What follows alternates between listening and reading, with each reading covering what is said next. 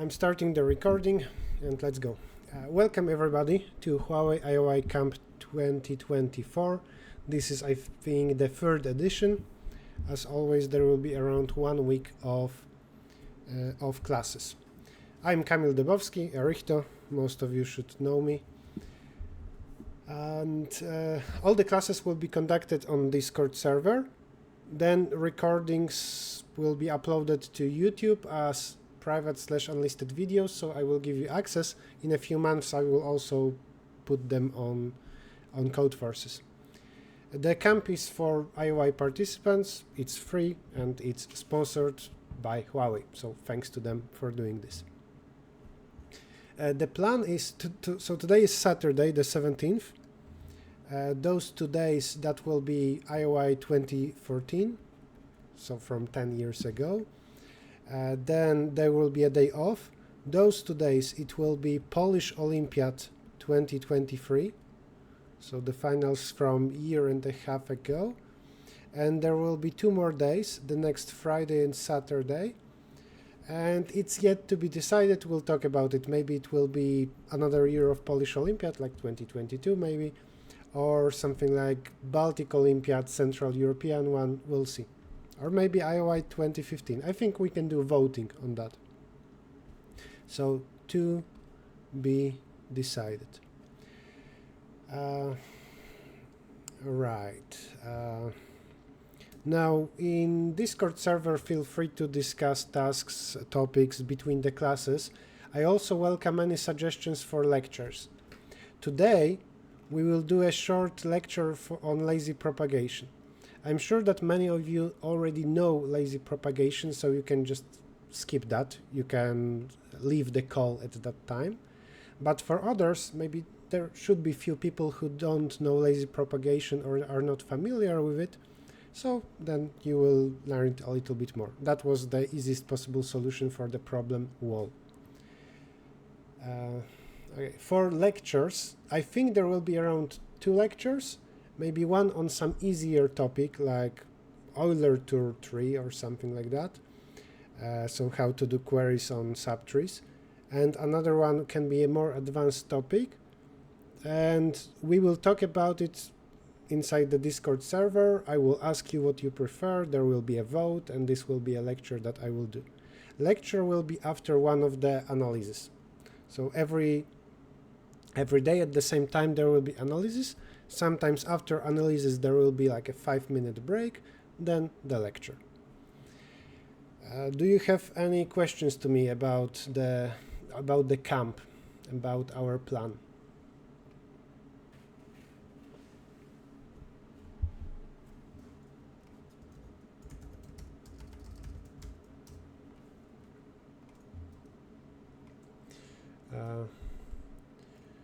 By the way, before we start discussing regarding your so I posted a link to the spreadsheet. I guess I can show a link. No, I don't want to show a link. So this is what I will do. I don't want to show a link in the recording. In announcements, I put a link to the spreadsheet. I want everybody to insert their scores. So just put your first name or your nickname, login in Codeforces, whatever you want. Just put something here. And your country code, the 3 letters. And your scores for the wall, game, and rail. Later, so starting tomorrow, I will actually ask you to here put your Absolve scores as well. So if you absolve a problem from, let's say, 0 to 100, I will want you to modify this score without touching this one. So this will be column for your actual score during a virtual participation, and this will include absolving. But it's not important right now. It's only beginning of first analysis, so we'll talk more about it later. So please put your scores there. Now regarding results from that day of IOI, so that's day 1 medal cutoffs, roughly. It was around 256 points for gold. I'm just seeing people who got gold, what scores they had on the first day. It was 130 points for silver, and finally, let me see, 80 points for bronze. So you can compare your skull.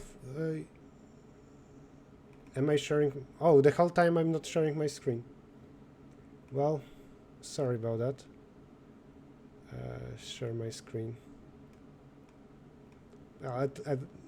I started the recording, but you're not seeing the recording, right? So now you see it, right? I guess I didn't say too much. I didn't show too much visual stuff. Right, so the medal cutoffs are like this. That being said, this IOI was 10 years ago and people are nowadays much better. In particular, wall wasn't an easy task 10 years ago, and nowadays I think all IOI medalists are expected to know lazy propagation. So nowadays I think it would be more than like 110 points for bronze, maybe 150 for silver, 270 for gold. I'm estimating, of course. Just don't assume that those would be cutoffs nowadays. But you can compare yourself with that. And if there are no questions about just some general stuff, then we can start discussing problems. We will first do game, even though it's not easiest. I think easiest is wall. We will do game, subtasks, a randomized solution for full score, and the actual intended solution, rail, which is a quite hard problem, and then wall. The solution will basically be lecture on lazy propagation, and you can leave if you already know it. So let's go. Game. Oh, and one last thing is, tomorrow will be day 2 of 2014. If you want already today, you can do virtual participation of it. It's up to you. Again, I will post link. You can do it on Codeforces, onlinejudge.us or .uz or whatever you want. Okay, first task, game. It was this one. There is a hidden graph that is being constructed as we go. And somebody asks us a question if some edge exists or not. And we need to postpone a moment when it's known whether a graph is connected or not. And it's up to 1500, but there are smaller subtasks, where we want to actually make sure that before the last query, before the last edge is known, we don't know if it's connected or not. So it's still unknown. Let's see some example. 1, 2, 3, 4, 5, 6. I will actually on purpose first draw all the edges, but white edges will be unknown.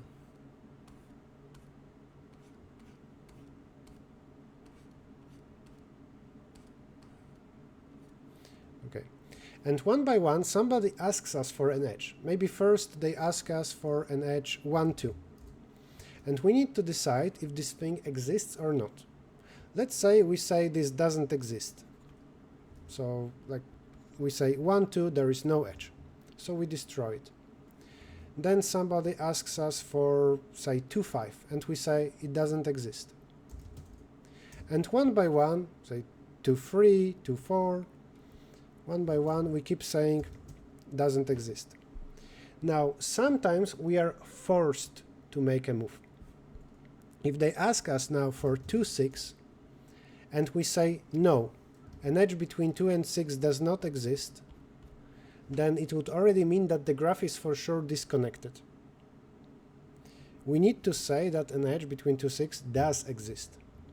So if they ask us this, we say yes, there is an edge, assuming that so far we kept saying no. So if we said no, no, no, no, which might be not optimal, maybe it's better to say something else here, eventually we say yes. Also, sometimes we might be forced to answer with a no. Let's say that for some reason we said that 1, 6 is a yes, 6, 5 is a yes. So 1, 6, yes, 6, 5, yes. And then let's say that and few others. Let's say that 1, 5 also is a yes, and 5, 4. So 1, 5, yes, 5, 4, yes. So now, if they ask us for anything with node 3, it will be any of those things, and it will be like 3, 6, let's say. So they ask us if this edge exists. If we say yes, then already it is certain that the graph is connected. But there is also another issue here, something that says that already this is not optimal and we will lose the game. If they ask us for 6, 3, so this thing, we cannot say yes. We are forced to say no. So this thing cannot be yes. It must be no, because otherwise already green edges that we said yes, they exist, they would form a connected graph. So for 3, 6, we would say no, that cannot be the case. But there is another issue. For the decision whether the graph is connected or not, right now only edges with a 3 are important. It might happen that the interactor will ask us for 1, 3, and then for 3, 4, and 3, 5. So all the edges with a 3. One by one we will keep answering something. But after the last answer, the last one of those, it will be known already if the graph is connected or not. Maybe we will here say no, here say no, here doesn't matter really if we say yes or no. This decides the final answer of connection, of the connected component or not. So it doesn't matter what is this edge between 6 and 4 and what is this edge between 1 and 4. Those two are irrelevant. So the interactor might leave this for the last and we will lose the game. It means that already our decisions so far were not optimal. I think that it doesn't matter what we do here, 3, 6, it doesn't matter what we do here.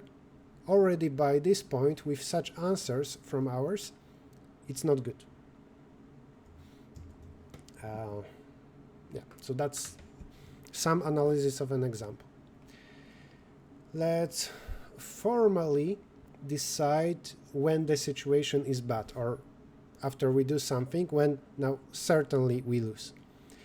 We lose if it's not all the edges yet, but already among the nodes we connected them. So there can be cycles as well, but if we connected them at least into a tree and still it's not game over, there are still some edges remaining, this is bad. So this is first bad situation. If already connected component, there is uncertain edge, yes. So then we shouldn't allow this to happen. Those are bad situations. But also, if 1, 2, 3, 4, 5, 6, initially there were all the possible uncertain edges, and for example we already answered about all the edges going from some node, and all of them we said no. This is not good, because 3 would be alone. But that's not the only possibility. If there is any subset of nodes that becomes disconnected from everything else. For example, let's say that nodes 1 and 2. If I remove all edges between 1, 2 and everything else, and I have now 2 connected components of uncertain edges, this is also a bad situation.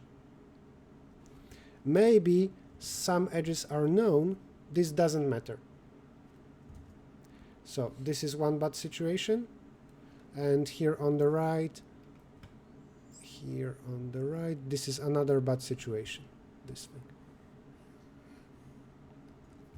So we must guarantee that yes edges, what we want is first, yes edges can't form one big connected component of all the n nodes, and remaining edges shouldn't be disconnected. By remaining, I mean green and white, like here. Those that still can be a yes. Those are our conditions. And I think it's not hard to intuitively guess here that usually we should answer with a no. Very rarely we want to answer yes. So let's say we have a guess or intuition. Usually we answer no. Because almost always it's okay to do it. The issue only happens once we disconnect something.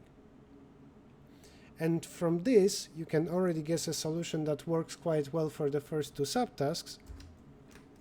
So we answer no unless we need to answer yes. What does it mean that we need to answer yes? Because otherwise we are leaving such a situation. We are disconnecting a graph, the remaining graph. Then we need to answer with a yes. And this is how we will solve the second subtask. Going back maybe here. So what happens one by one? Let's again process those edges, those queries.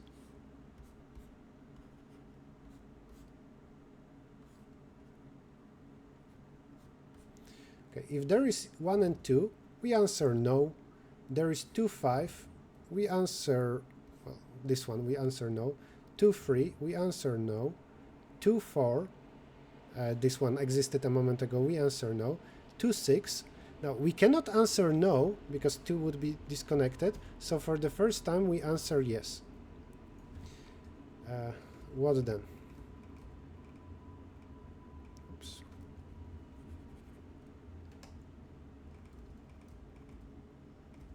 What then? There is 1, 6. So this one, can we answer no? Yes, we can. We can remove this edge and everything is still connected. So we answer a no. 6, 5, we can answer no. 1, 5, we can answer no. Still the graph is connected. 5, 4, we can answer no. 3, 6, we can answer no. So everything here was a no. 1, 3, we can answer no. 3, 4, answer no. 3, 5, we cannot answer no. No, sorry. This is already disconnected graph. So a moment ago, when I looked at 3, 4, which is here, if I do this operation, then on this drawing we see two separate connected components, 3 and 5 versus everything else. So 3, 4, we need to answer yes. And then there is 3, 5, and again doing this would disconnect something. 5 would be alone.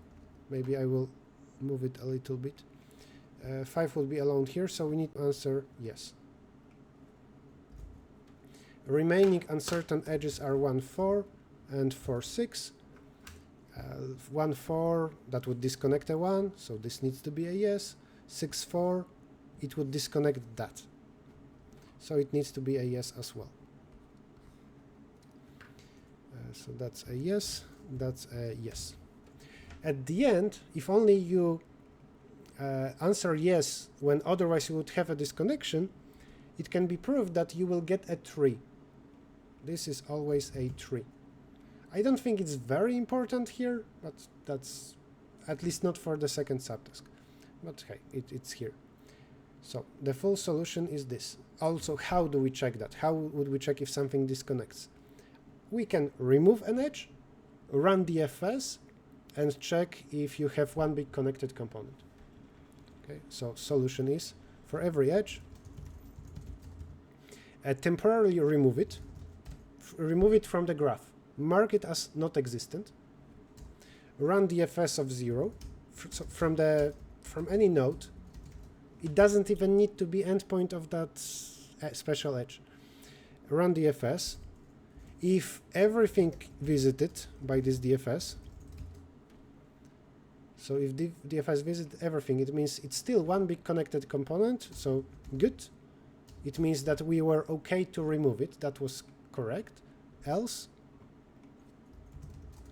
else, add it back. Add the edge back. This means that actually an edge needs to exist. It is green and we need to answer 1. And this thing means that it was okay to remove it. So this is the solution. And it's not that I will show you codes for all the problems, but just briefly, because this is short.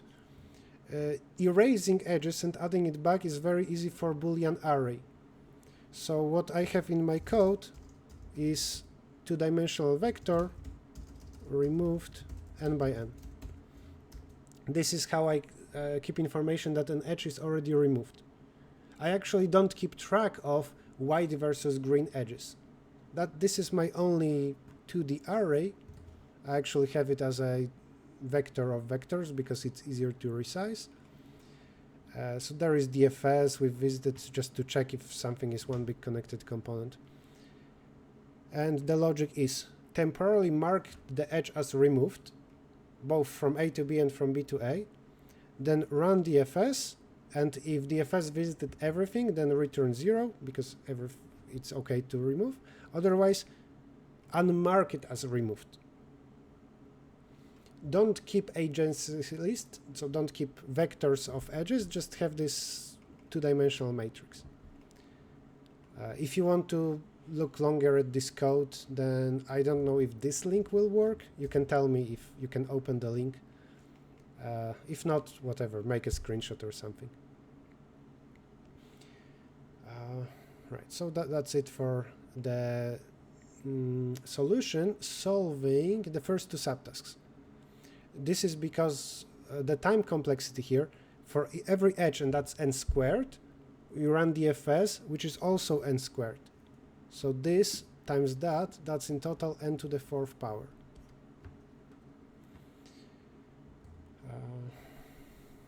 Maybe it can be improved a little bit, I don't know, but there is no subtask that would reward us from doing n-cubic. Regarding the very first subtask, I don't think it's worth it implementing it, because this is actually easier. For n to equal to 4, I think either we need to just do a lot of case work, or we can use masks, binary masks, to check, always depending on what will be the future answers to different edges, what is happening. So 2 to the power number of edges, I think, is possible for the first subtask. Always, to make a decision, you consider 2 to the power edges, all possible answers to future queries. Depending on that, you know if maybe no matter what happens, the graph is already connected or disconnected, so you know what you should do now. But I think that this is easier. Any questions?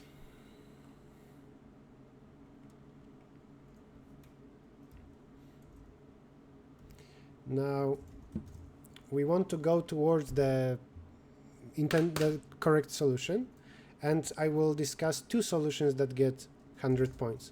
It will be intended solution, so roughly n squared, and randomized solution. In both of them, what we do is we maintain, let's say, actually they are different. There is also one-liner solution. Yes, there is. But so I think it's interesting, but I think it's very hard to come up with. I agree. There is some crazy short solution. Oops. Okay. So there is also one-liner solution. Let's start with, I guess, the intended solution. The intended solution maintains information about connected components, as we might try to disconnect a graph. 1, 2, 3, 4, 5.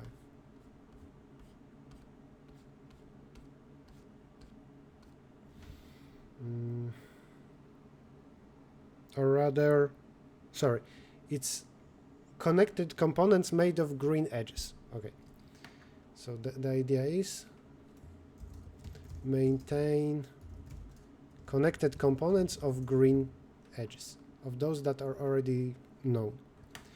Initially, everything is its own connected component of size 1. And one by one something happens. And let's say that we have a query about this edge, we say no. We have query about this edge, we say no. Query about this thing, no. Let's say this thing, no. And now if there is a query about this edge, we need to say yes. After we say yes, this will be one connected component, and all the edges that go from this connected component to the outside world, they will assume that this is one node. So we can pretend that this is actually 1 and 5 as one node. Okay, now there is, let's say, query about 2, 4. So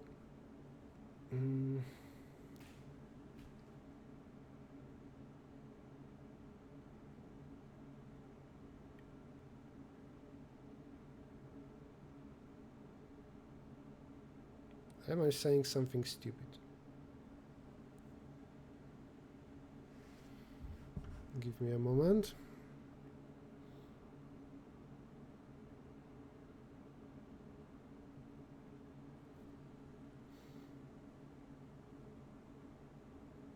We use a yes.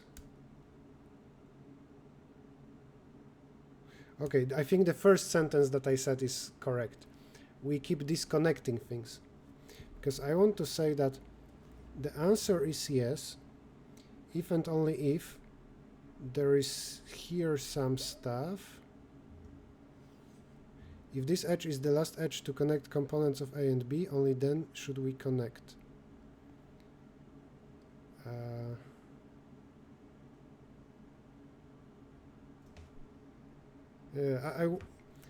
I want to indeed check. We will check if number of edges between two connected components. So if there is one connected component with some nodes, there is another connected component with some other nodes, and now between them this is the last edge that goes like this.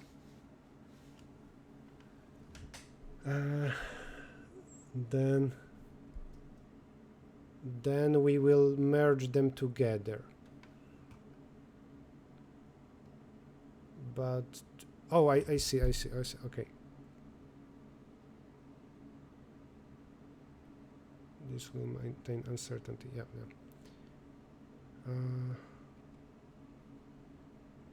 Okay, so let's simulate this again.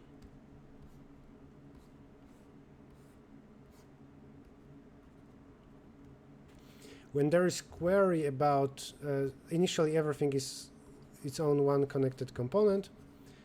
When there is a query between 1, 2, then there is just one edge between them, and we will connect them. So it's now one connected component.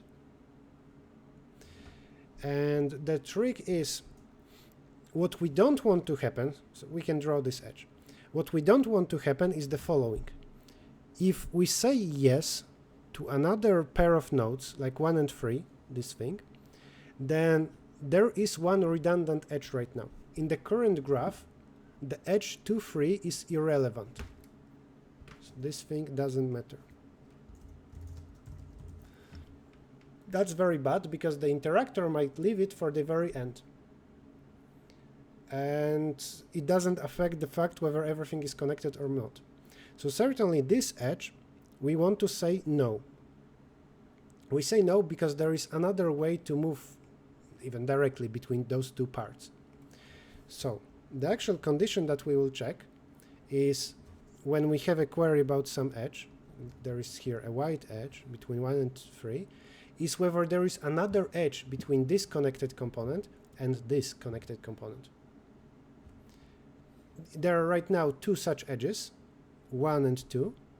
So when we have query about one of them, we say no. Let's say that now there is a query between 1 and 5. Between 5 and the connected component with 1, 2, we have 2 edges.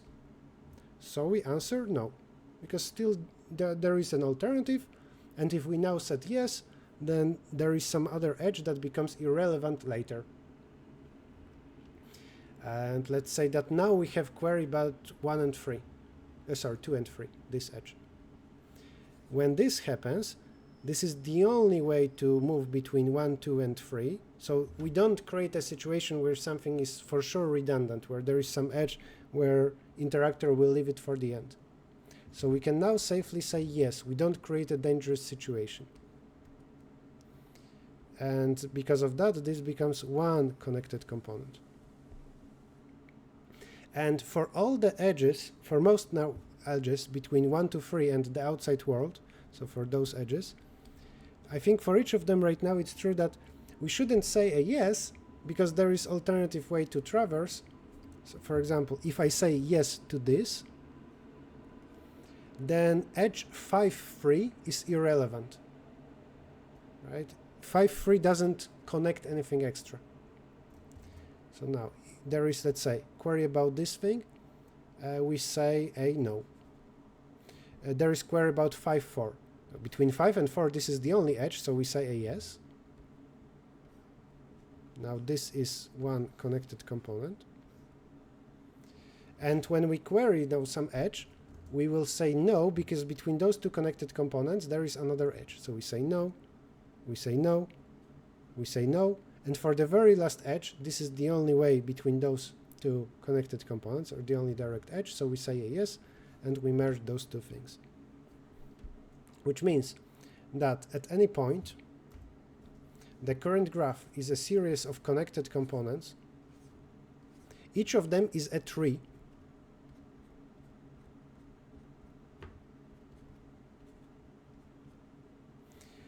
And there are edges between them. Between those connected components, there can be a lot of edges.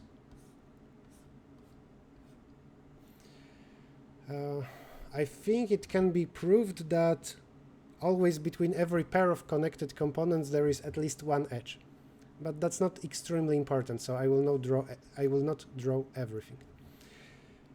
And when there is query about an edge, if this is the only edge connecting two connected components, so then we say we use it, we turn it green, and we merge those two. When there is query about something where there are alternatives still, then answering yes would make this thing irrelevant, so we answer no. So we answer no. We have a query about that, we answer yes, this is still a tree, just a bigger one. And at the very end we will still get a tree. n-1 times we will merge two connected components. So we start with n connected components, each of them of just size 1. For every pair of them, we want to keep track of how many edges are still between them. Because n is so small, we can keep track of it. Edges between n and n. For every pair of connected components, the number of edges between them. Now, when we have a query between, so when we have a node, an edge between two nodes, we need to know to what connected components they belong. So we maintain some kind of DSU, the union find, so that for a node we would know to what connected component it belongs. And when somebody asks us, hey, do something with an edge between A and B, both A and B we replace with their representatives, with their connected components. And then we check how many edges there are between those two.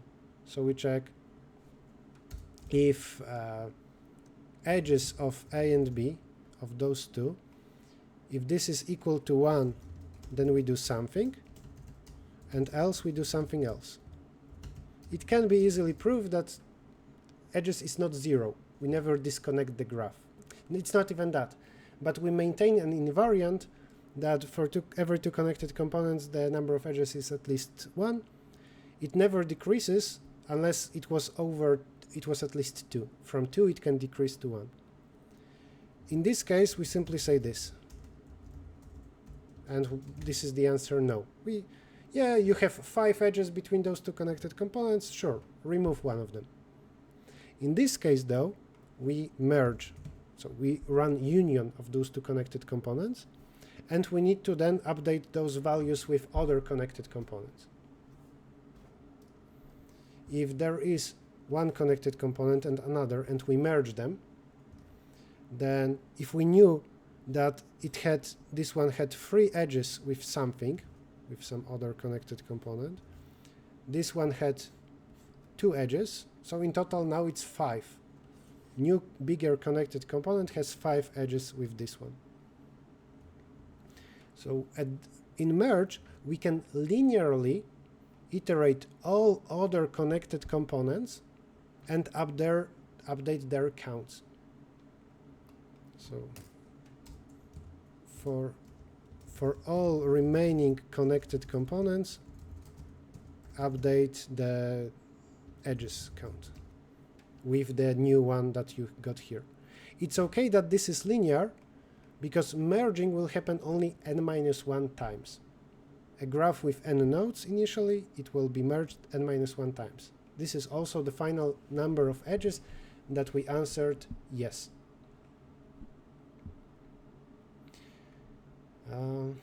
And that's the intended solution.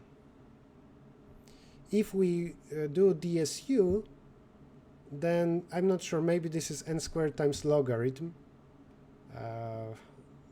but it's important that this part only contributes n squared in total. N squared times we do all of this, but the merging and linear iteration here will happen only linear number of times.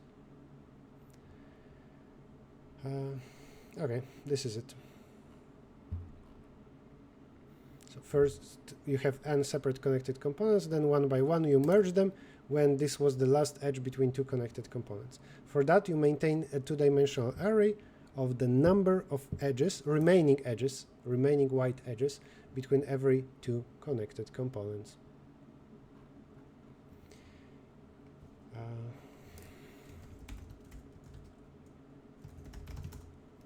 That's the intended solution. Then this is game. Nope.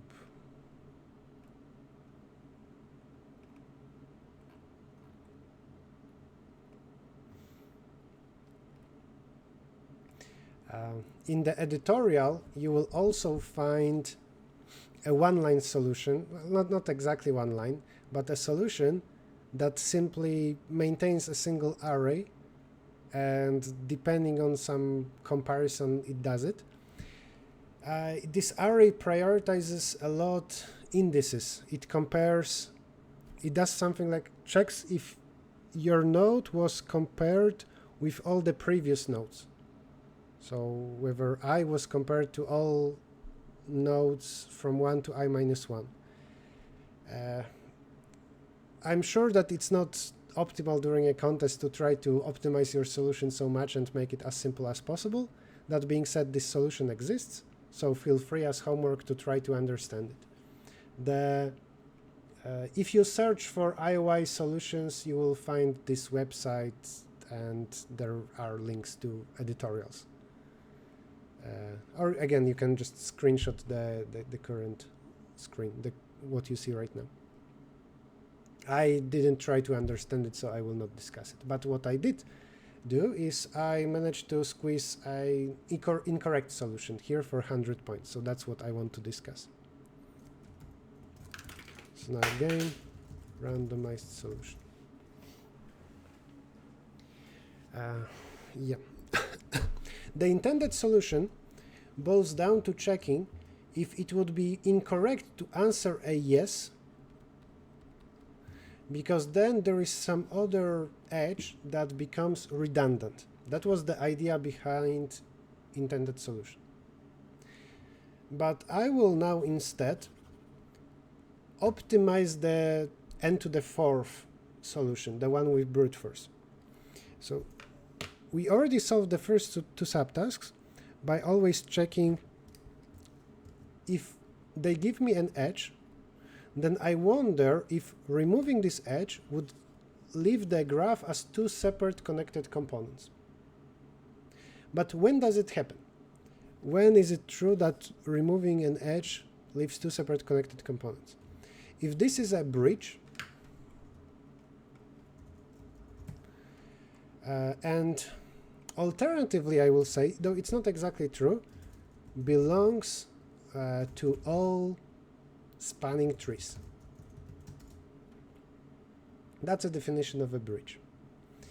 It's impossible, or at least very hard, to maintain all spanning trees, and as edges are getting erased, to maintain bridges. But what we can do is find one spanning tree. And I hope that not often this will happen. So what I'm going to do is the following. We start with the full graph of white edges.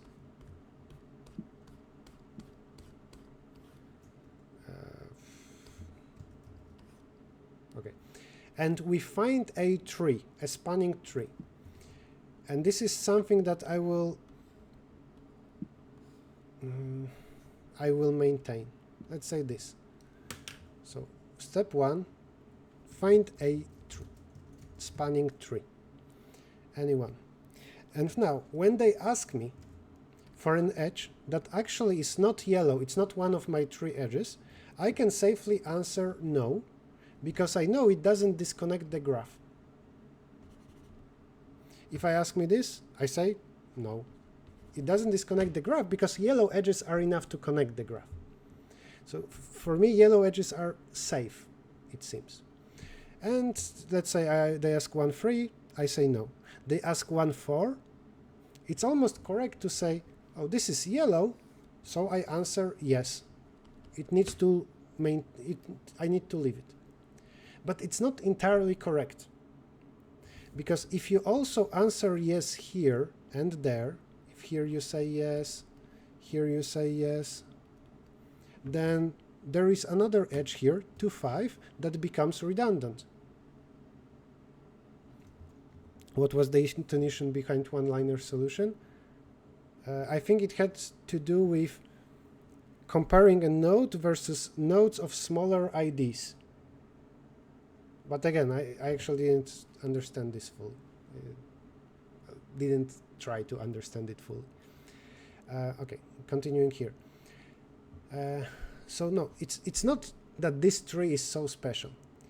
What I for sure can say is that if a query edge doesn't belong to my yellow tree, then it's not a bridge. Because a bridge needs to be included, otherwise it would be two separate trees. So it's safe to say no. But if it doesn't, if it belongs, if a query edge belongs to a tree, hard to say. That is, we still need to check, given an edge, a yellow edge, something that belongs to my tree, we need to check if removing it gives me two separate connected components. If this is actually the only way to move between some parts of the graph. And here the answer would be no. So here's my logic. If I get a yellow edge, one of belonging to my tree, then I'm going to actually run DFS or something to check if without it the graph is disconnected. And if that's the case, if the graph is disconnected, then here I say yes. But if not, then I remove this thing, and yellow edges, I want still to form a tree. I want to find an edge that is special and more safe. So I need to find one of existing edges and say, actually, you now belong to a tree. Which seems quite strange, but on most tests, it will do way fewer queries. Or, sorry, it will be faster. than n4th. So as a reminder, n4th was for every edge, check if removing it disconnects the graph. That was our n to the 4th. For each of n squared edges, run n squared DFS. Now I'm going to say, if it's yellow, if it belongs to my tree, then do this, else remove it. It's safe to remove it and we avoid this DFS. So now the time complexity is O of, we here do this n squared part as many times as we hit yellow. So it's something multiplied by n squared plus removing it's just constant n squared times. What also happens here is that we need to rebuild a yellow tree, which might take some time. Okay, now the idea for this randomized solution is that the interactor doesn't know what is my yellow tree, and initially at least there are n squared edges, and the yellow tree is of size n. So there is low probability that they will hit a yellow edge. Only once every n queries that we are given, it will happen to be yellow. At least that should be the case, if they don't know my yellow tree. So I claim that this happens kind of with probability 1 over n.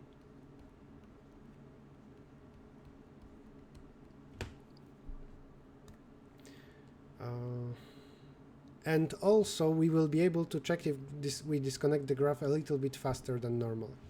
But this is already kind of explanation that this happens not n squared times but only n times out of n squared.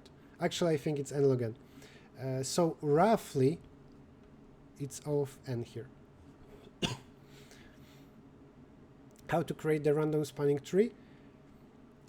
Perfectly finding a random one out of all spanning trees I think is very hard, but here we will do something basic. Actually I got 100 points by just doing 1, 2, 3, 4, 5. So I actually didn't create a spanning tree to get full score. I will in a moment show you my code. Okay, so what is going on is that always we have our tree.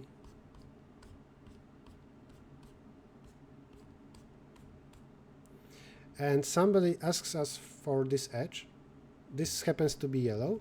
And we wonder if between this part of the tree or the graph and this part, if there is any other edge.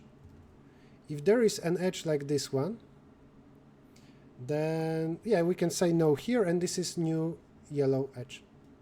Yellow. If this yellow thing that the query was about is the only one, then we need to say yes. And this, let's say, stays as yellow. We answer yes and we move on. In the graph there can be many other edges here. Some yellow edges can already be answered yes, that doesn't matter. But it's important to us if there is at least one such edge. And to avoid running a full DFS through the graph, what you should do to make it faster is that only in yellow tree first, let's run DFS to collect the nodes. So let's look at yellow tree and only the yellow edges. We have query about this part, about this edge. Temporarily we erase it. We run DFS from here.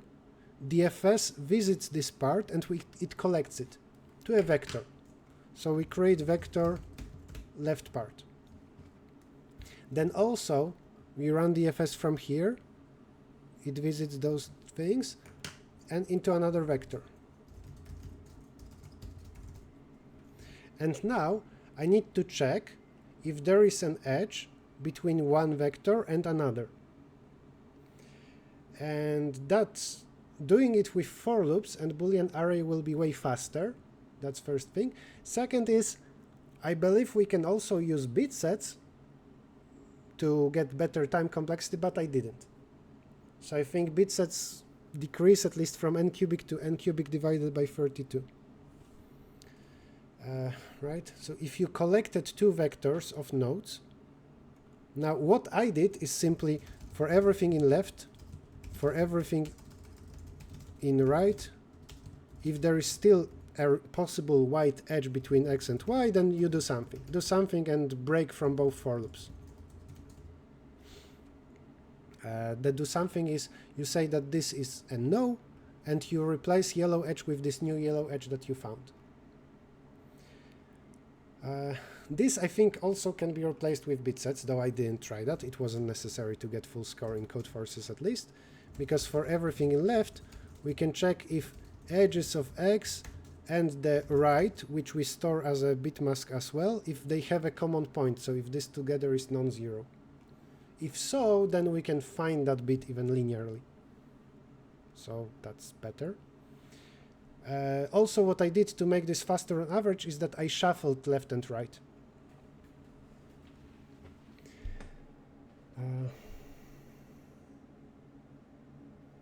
You can also shuffle all the edges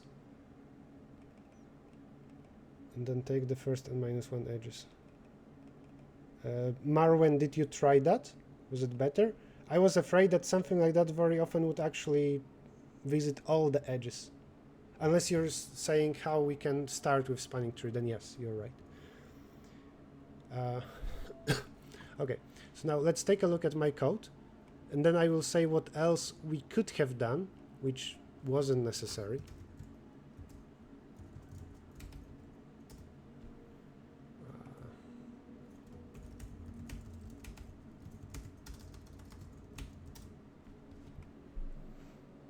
I also will comment on why such a solution is very rare given such interactive problem. So it was unusual that this passed. Okay, my submissions, 100 points.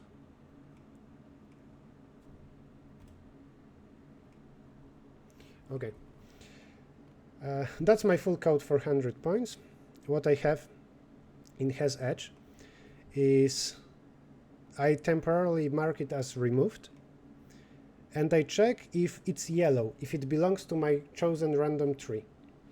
If it's not yellow, then I can stop here and I don't need to do anything else. Otherwise, I say that it's not a tree edge.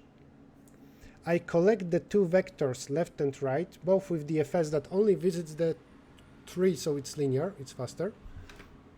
I random shuffle left and right. Before I did that, I didn't pass two tests. There were two tests where I got time limit exceeded. And then for every pair of left and right, if this edge is not removed yet, so it still exists as a white edge that is uncertain, we say that, okay, we switch yellow to that edge, and the current one, the one from query, we return 0.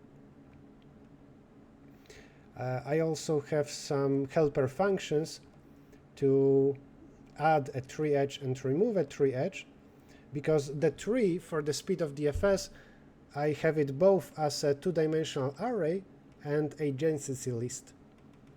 Because DFS, to make DFS linear for a tree, I want for every node to have the neighbors. And here erasing an edge, it can be linear. Finally, how I started, I even have to do random. My starting yellow tree is just 0, 1, 2, 3, 4, 5, 6. If I wanted to make it more random, then what I would do is I would shuffle all the edges like Marwin said earlier, and in this order I would do DSU, the union find. Can you again explain time complexity? Yes, I will. I can talk about it. There are quite a few things that I want to discuss here in more detail. Okay, so that's the solution. Again, can you tell me, not source code, can you tell me, do you have access to this? It doesn't make sense for me to check in incognito because for sure you need to be logged in, I just wonder. No access. Okay. Well, if you need my codes later, I can paste in the server. Okay, so let's talk a little bit more about time complexity. Normally, there are n squared edges in a graph, and n are yellow. So you have 1 over n probability that the edge given to you is yellow. Then what happens? What happens is there are n squared edges given to us. You have 1 over n probability, though it's bigger at the end, that it happens to be yellow. Then you multiply it by, if it's indeed yellow, then in O of n you run the FSs to collect this left and right. Then once this is done, you iterate, you make those two for loops. Now, those two for loops, the worst case scenario is that it's n squared with a very good constant factor. Actually, the worst case scenario is that left and right are both n over 2, so it's n over 2 squared. So this thing, if you compute it, it will be n squared times this, 1 over n. So it seems to be n cubic. Now, the bad thing is that the probability at the end is bigger, and I believe this actually should be multiplied by logarithm, but we're not going to discuss that. So I think it's more like n cubic logarithm. But if you shuffle this, then on average you will get this faster. Left and right are not actually even, so they are not equal to each other. It's not n over 2 and n over 2. And what else? Yeah, especially at the beginning, very often we will get to this break.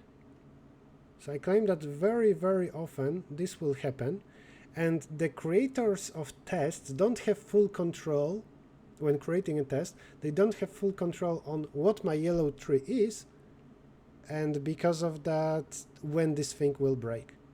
For this to break late, what is required is that there are not a lot of edges between those two connected components. Perfectly, there are 0 edges. But that can happen only once per my yellow tree edge. And there is also a certain fact that you should know, amortization fact, which maybe helps here. I don't know, amortization fact. If the yellow tree didn't change, which is not true, but this is some possibility, let's say. There is a tree of size n and it doesn't change. If for every edge you multiply size of one connected component times size of the other and you compute the product, the sum of those products is n squared rather than n cubic. Sum over connected component 1 times connected component 2 size. So sum of this over all 3 edges is n squared.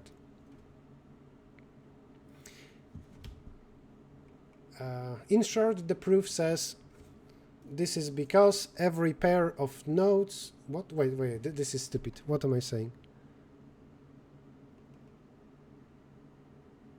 That's not true. It's not true for a path. Okay, never mind. That was very stupid. It is n squared times diameter.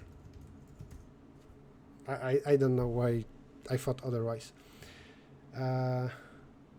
Because every edge or every pair of nodes gets counted as a pair for every edge in between.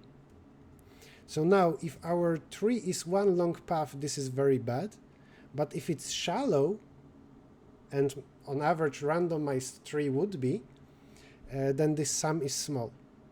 But this fact works for a static tree, a tree that doesn't change. But still, what I can say is that given a random tree and its random edge, which is not true because maybe there are some properties and some edges are more likely to be chosen, hard to say. Then I say that expected product, this thing, is small. Namely, it's this divided by tree size, so by n, so it's O of n times diameter. And I claim that diameter might be logarithmic, so maybe we can prove something here. Now, IOI is not a competition where you are supposed to be expert on probabilities, expected values, and randomization. If this was ICPC lecture, then I'm sure that I would focus more on all of that. And for IOI's sake, it's just good enough to say, hey, it works, 100 points. Let me read comments. As you get rid of more edges, the probability rises. Yes, it's true. We can hit yellow more than n times. I estimated it as the average point. So if you have still O of n squared edges and n of them are good, then you have n over the current number of edges. This thing actually should be the sum of the current number of edges from n to n choose 2 of the yellow divided by the current number of edges, or let's more like average of that. And this thing sums up to n log n. So this actually should be multiplied by log.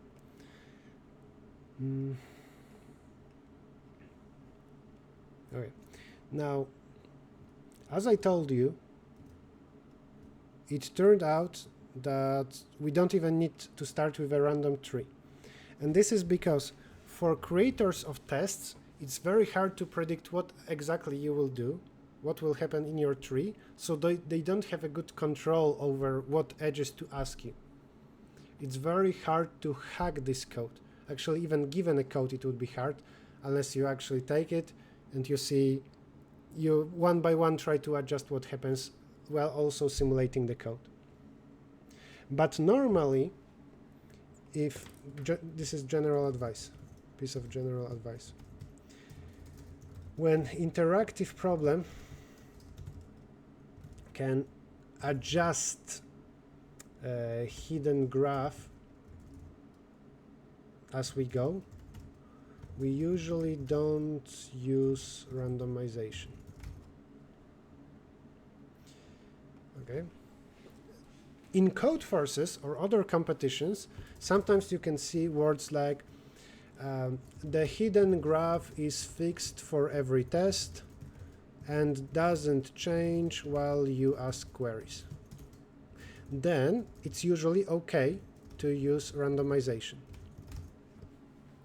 In other words, this means that the interactor is not malicious. Interactor is not malicious. There is some graph, and then given a fixed thing, you can do randomization and you can expect that on a fixed graph nothing bad happens, because on average something happens. When there is some kind of adjusting as we go, and here it's hard to analyze because actually we are also the ones adjusting the graph, but it's not guaranteed that the interactor will ask us edges in fixed order, then actually we, by randomization, don't have full control over the process, because interactor can be malicious and it can counter what we are doing. Yeah, that being said, this problem is just too complicated for interactor and for organizers to try to counter our randomized strategy. But normally, when you see those words, it's okay to use randomization. And when you don't see them, and the graph, the hidden something can change, then it's very often not possible to do randomization to get the good time complexity and number of queries. Any questions?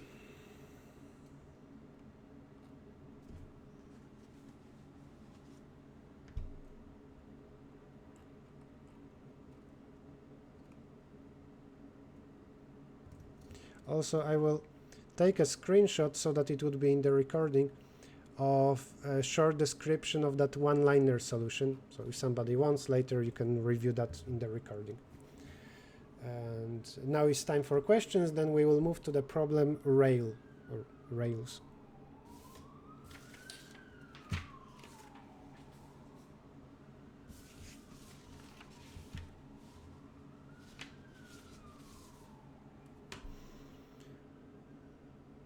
What will be the complexity of two loops you run after randomization? N squared, just with good constant factor. Those two things, that's N squared, but very often it will stop earlier. And this very often, I'm not going to analyze. I don't know. I just assumed it's N squared over 2 with a very good constant factor, good enough that it's N cubic that actually is smaller. Maybe this is amortized N log N. I attempted some kind of analysis here and it had something to do with diameter. So maybe one more sentence about it. When they ask me about a yellow edge, there is some connected component here and some here. If I ask about, and I need to investigate if there is any other white edge here. If there are, let's say, right now, 5 extra white edges, then before I find one of them, the time needed is roughly N squared over 4. This is the number of edges between two connected components at most. Now, divided by 5 or 6, because this is average time to get to first of those white things. Our actual runtime will be very bad if often we get query about a yellow edge in a tree such that there are very few white edges here. The worst case scenario is this, because then on average half of the edges we need to do before the break happens. And also if this is actually the bridge.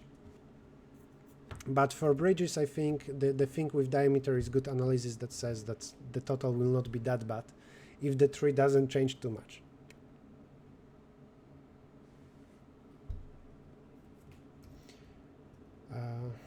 Yeah, and now this wasn't formal analysis. I didn't prove that on any test the expected number of queries will be something, or expected time complexity. That was proved by accepted, which still doesn't mean that one cannot create stronger tests.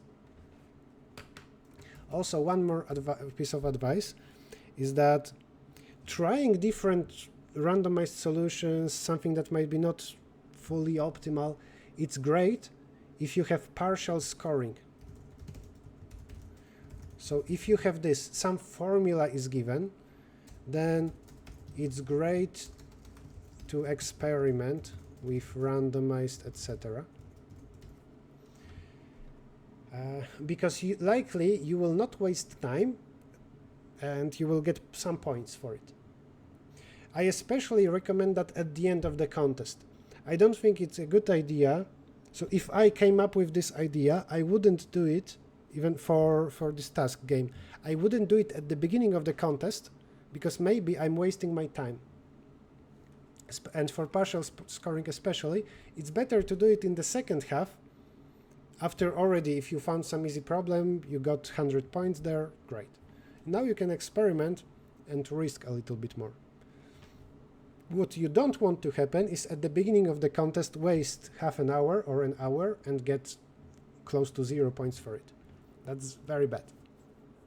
And maybe later you will get a better idea for the intended solution. So this, especially in the second half of the contest. Here it was again unusual because not only the graph wasn't fixed, but the scoring was binary. You pass a subtask or you don't. So yeah, solving it randomized, it was dangerous.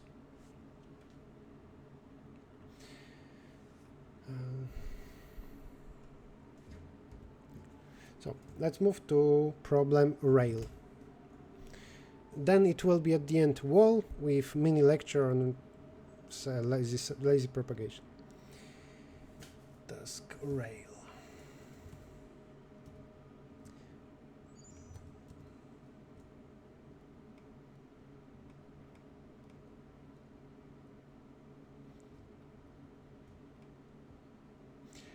For Rail, I will discuss something slightly different than the intended solution. Intended solution has a lot of casework, and we will do something better.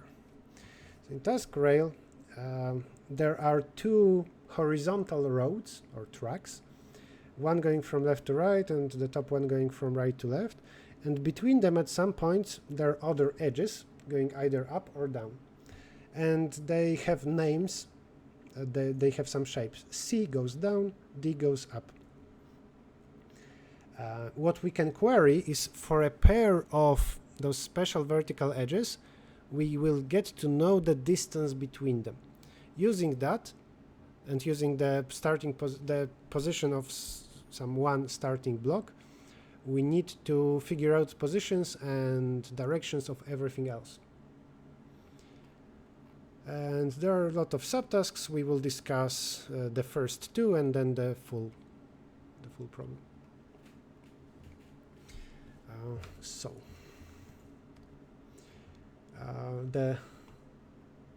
What's the order? Okay, there is bottom one goes to, okay, I will just try it like that. Bottom one goes there, top one goes there, and there are some things in between and they have shapes. There is C shape, C goes down, like a letter C, and there is D shape that goes up, and it's like letter D, hence the name, I'm guessing. So there is something like this, maybe there is this going up, this going up. It is guaranteed that the leftmost thing goes down, rightmost thing goes up, otherwise some pairs would be disconnected. And for different pairs, we are given information what is the distance between them.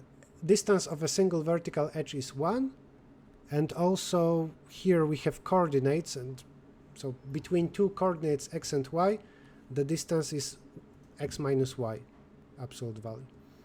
So between two things, the distance is this plus this distance plus another one. You need to follow edges. So to get from A to B, you would need to go down, right, then up, then left, then down. This is the shortest path. When you query, so we have n nodes, and we know the direction, maybe like that.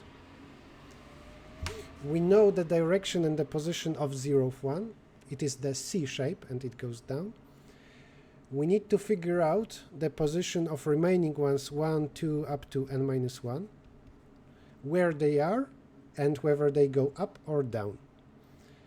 We can query the distance between A and B, between two indices, ij. And before I do the first subtask, I will discuss a simple observation. Distance from A to B is equal to distance from B to A. Even though the statement described them as directional things, they happen to be symmetrical. I will maybe add one more thing here and then just talk about this example. If you want to go from A to B, then here you will go down, right, up, left, down, right, up. This is the most complicated shape. But then, if you instead want to go from B to A, it just happens that you will follow the same shape backwards. And the vertical steps, they always have a cost of 1. And for horizontal distances only, it's important that we cover the same distance. So this was the most complicated example. Then let's say we want to go. Fun fact: you can look at how distance is calculated in sample grader to see that BA is AB is BA. That's interesting fact.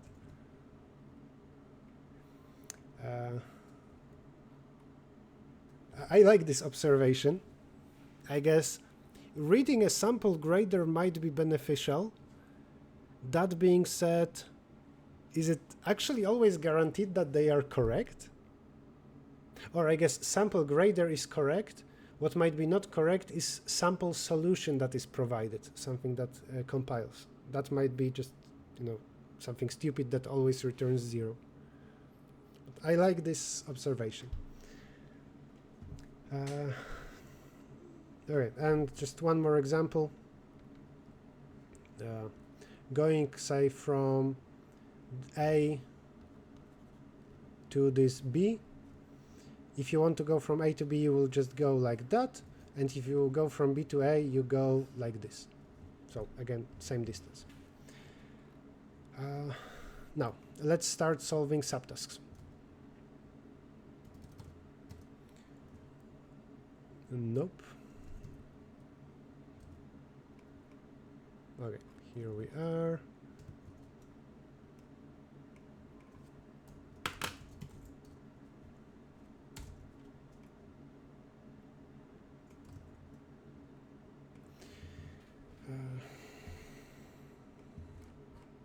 Vertical distance is actually 0. Oh, okay. Thank you. Yeah, doesn't change anything, I think. Now, all stations except 0 are in type D blocks, so they go up.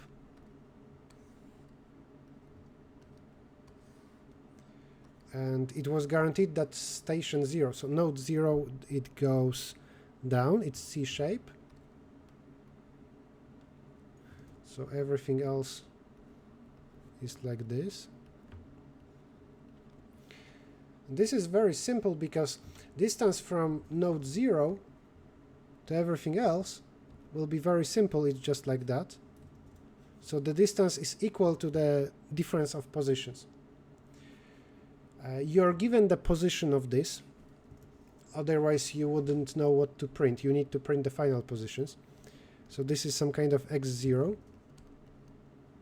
It's enough to just ask for the distance from 0 to something to say that its position will be x0 increased by that distance. And that's it. You can even ask the same way about distance from node 0 to node 0. You will be given 0. And if verticals also have a 0, then this will still work. So answer of I is equal to x0 plus distance between 0 and I. Very easy point. Only understanding the problem statement fully is required. Then there is subtask number 2. Well, all stations to the right of station 0 are in type D blocks.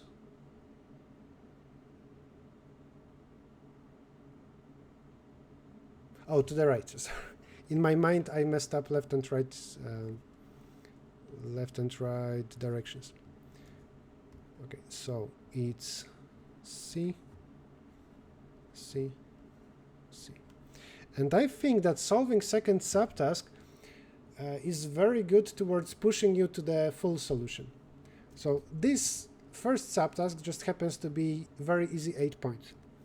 This is slightly harder 22 points and also some hint, some idea towards the 100-point solution. So we know initially the position x0. We know that this is node 0. And in particular, we can ask about its distances to everything else. For everything else, what will be the path? From here to here, this is the path. Then this is the path. This is the path. And to get towards other green nodes, I need to go to the nearest blue, go up, go left, and then to that green. An easy fact is that the blues internally can be sorted, greens internally can be sorted, but we don't know what is green and what is blue. What we can know, the one node that we can easily figure out, is the closest one. Yeah, closest is blue. You can ask for all distances. You can ask for distance of 0, 1, distance of 0, 2, so on, distance of 0 to n minus 1. and among all of them find minimum, and that minimum is guaranteed to lead you to the first blue. Also, at least one blue exists, because it is guaranteed that the rightmost is blue. It goes up, D shape. So I will write down so it will be easier for you to remember the statement. This is D shape, this is C shape. Rightmost is blue. And in this task, just suffix is blue, prefix is green, both are non-empty. So by finding minimum, and we know the distance, so we will know this position. I will call it x1. It's not actually node number 1, but I know which node it is, and I know it is here. Now, based on those two, we can figure out everything else. So let's call this was 0. Actually, let's call this 0 and this 1, though it's not actually 1, it's something else. So not actually 1. This is the one from minimum position. Okay. Now, from this guy, distances to green are very simple to compute, right? From him to anything green, this is the distance. And it's strictly shorter than the distance from green to green. If I want from 0 to get to something green, I need to traverse like that. If from blue I want to get to green, it will be just suffix of that journey. So from blue to anything green, it's shorter. So for anything, so this was first phase. Now I found this node. Let's call this, because I want to write it down, let's call it actually, I don't know, K. Is it okay? Yeah, K. K is index of first blue, the one you got from minimum. Then for every remaining index, you want to ask about distance of this and distance from K to I. If distance from 0 is smaller, so you're closer from green, it means that green has simpler journey towards you. For example, this. Unlike blue, blue needs to do a detour and it will pass through green. So if this, then blue, and you know the distance. Here answer of I is x0 plus distance of 0i. And else it's green, and with similar logic, you need to look at the blue position x1 minus the distance. So minus distance of ki. That was position of k, the one that we figured out in the first phase. Subtask solved. We spent, I don't know, 2 times n queries. We need to ask for 0 and everything else. After finding that, we need to ask for this k and everything else. That is n minus 1 plus n minus 2. So 2n minus 3 queries. Okay, the number of queries here was not important. That solves second subtask, 22 points. And then I don't think that third subtask is particularly easy. I mean, I'm sure if you have a lot of time, then eventually you will be able to figure it out. But I would just here, my analysis would go towards the full score anyway, I think. Because asking for all the pairs still doesn't give us too much information. It gives us all the information necessary, but we need to do a lot of observations, stuff like that. Okay, so general case. It's like this drawing, but more can happen. There can be greens between greens. And still it's true that there will be some closest blue to you, and it can be proved that you can find it by finding minimum from 0. But then anything else is difficult. So how is the drawing different from this? We also have other green edges here, and we have blue edges on the right. And given distances from, let's say, 0k to some node, we cannot actually decide which one it is. We could compare earlier between green on the left and blue on the right. but now it's more possibilities and we have multiple possible locations for a node. Yeah.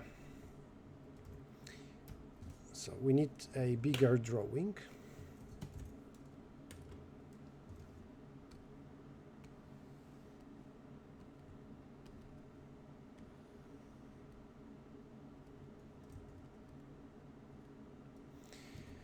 And I have some drawing on piece of paper. I will just try to redraw it.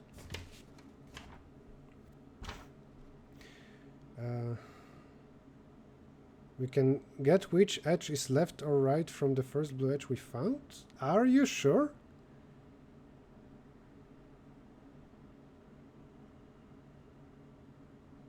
Okay.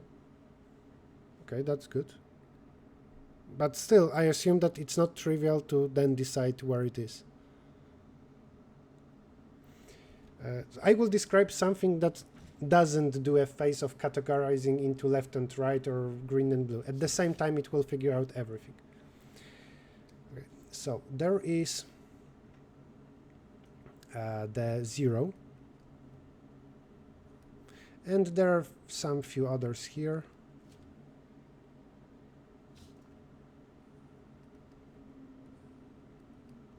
And we can handle them quite easy. And then we can, again, easily find this guy. I will call it 1. Again, it's not exactly 1. And those, we earlier described how we can do if nothing else is possible. But what bothers us is that there are more edges here. And the blue guys here.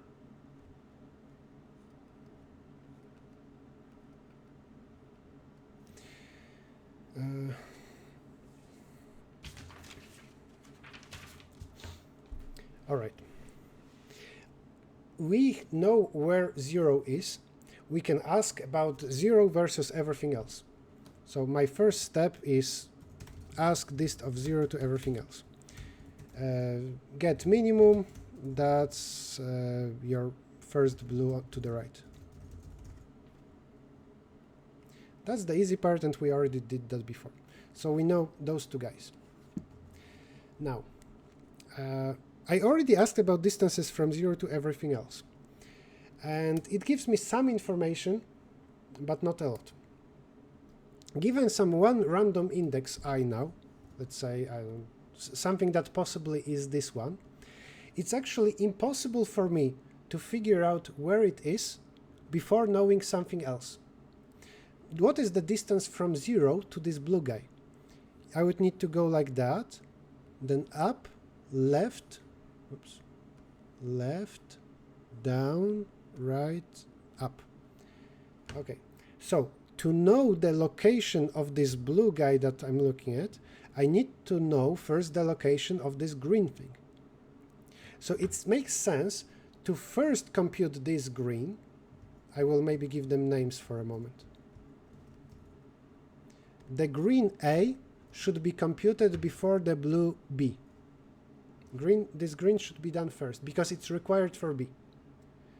But this is quite fine because but we can figure out this order and guarantee it because from 0 the distance to A is smaller and only then distance to B is bigger.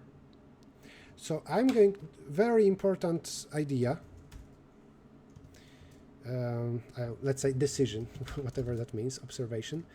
We will locate nodes in increasing order of dist of 0i. This matches the issue from a moment ago. Knowing the location of B requires knowing first the location of A. So as well, I'm not going to just figure out indices in order 1, 2, 3, 4, because they are at random positions, and with my current knowledge, just knowing 0 and 1, and then getting distance from 0 to I, and even from 1 to I, it's impossible sometimes to figure out where I is. But if you already, before B, you computed A, you have better hope of doing that. Okay, so we sort indices I by this value, and in this order we will locate them. And we are very lucky that this is possible one by one. While solving the problem, I would basically assume, yeah, if it's possible, it needs to be done this way. Otherwise, it would be very hard. You can also get some other ideas, but I think they turn out incorrect. So yeah, let's say I claim a lemma. Getting the next node closest to 0, it is possible to uniquely determine where it is and of what type. Green versus blue, C versus D. Okay, let's now look at this drawing and think what this order will be. We already analyzed those guys, the blue guys, and obviously from 0 each next one is further away. So it is guaranteed that they will be considered by us in order 1, 2, 3, 4, 5. Between them some other events are happening. Then on the left, from 0 you will get to blue, you will turn, and then any green can be visited. Every one next to the left is further away. So sorted by distances from 0, it's guaranteed that this is first. Actually, this is first. Right? I'm not sure if I want to include that. Let's for a moment not think about it. The order is A, B, C. It's guaranteed that sorted by this, we will visit it from right to left. And it will be interleaved with 1, 2, 3, 4, 5. So maybe the order will be 1, 2, 3, A, 4, B, C, 5. Something like that. Then from 0, after we visit 2, at some point we will visit this green one. We don't know when exactly. And it's impossible to compare those guys, X and Y. Those two green edges, we don't know when first one will happen, because that depends on the exact distances from the nearest blue. So this distance versus that distance. Which means that I know that this green will be visited at some time after 2. I will call this 2 prime. I will call this 3 prime, and this 3 bis, and this 4 prime. I only know that this happens after 4. I don't know anything else. Similarly on the left, this happens after A, this happens after B, this happens after C, this happens after C, and after C prime. This is everything I know about the order of me visiting things. And analyzing this is not required to solve the problem, but I are guaranteed that it will be easier for us to understand what's happening. Okay. Now, every time when we consider some next index I in our sorted order, some things we already know. So maybe I will make a copy of this slide. Maybe we know... Did I make a copy? Yes. Okay, so maybe this we don't know yet. We don't know those guys. And those are kind of irrelevant. They are not useful to compute other things.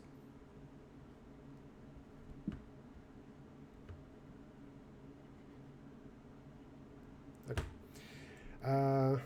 Okay, so I know location and directions of those nodes. I know a few others that I don't care about, like this one, I don't care about it. It's not useful because it's not intermediate node for other nodes. Now there is some new index I. I thought you wanted left or right from 0. I don't know, Edu, if you're talking to me. I'm not sorting by left or right because that's impossible, or at least I don't know it. Oh, you're answering to Utkarsh, okay. Um, okay, so now I have some index I. Where can it be? It can be here. It can be one of those slots. It can be one of those slots. It can be here.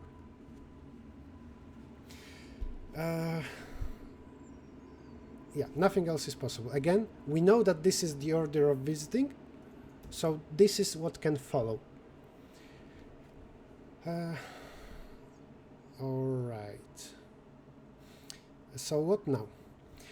My first idea would be that maybe we should ask always distance from 0 to I we already know, distance from 1 to I we can ask about, but first, if you start analyzing that, there will be some cases that you cannot distinguish. Second, for some reason the task said that you need 3 times n queries to get the full score. If we only asked for distances from 0 and 1, that would be 2n queries. So why is it 3 times n? Yes, there are cases when the limits are too big just to discourage you from intended solution, just not to hint too much, but it's at least suspicious. So no, it's not enough to ask distances from those two to a new node I. Let's think about a quick example. Oh yeah, you will not distinguish between those two guys. If you know that the distance from 0 to some new index I will match this position, then it might be equal to going here up, left, and down. Why not? Can we be confused with also going to the left? I don't know, but at least we have issue of deciding between those two. How can we possibly distinguish between that? So from what node do we have a different distance to this position versus this position? Actually, there is only one such node in this drawing. What is the node on this drawing that has different distance to the two yellow X's, two yellow crosses? The node 3. Yes, it's the one between them.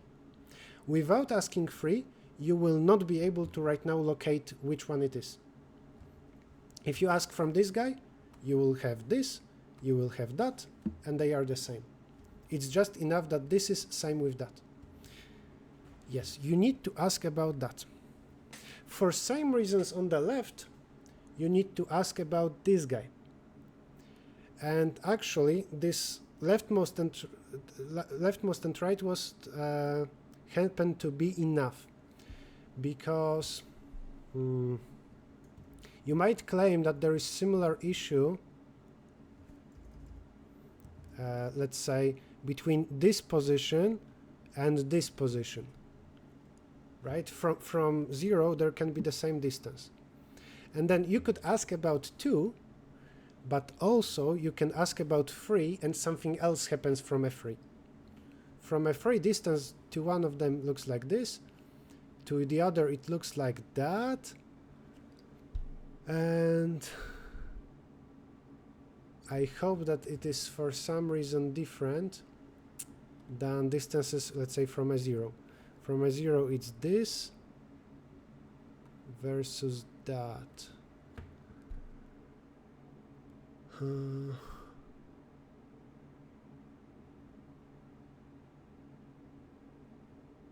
Oh, that's impossible. Sorry. It's impossible. It's not possible that right now you're asking about this yellow cross, because you sorted by distance from 0 to I. It's impossible to have something here before after 3. So you cannot now get something here, so you would uniquely say, oh, this must be here or somewhere. Okay. Sorry. So we never are confused whether something is here or there, because at this point you cannot have this after a 3. You can have this on the right.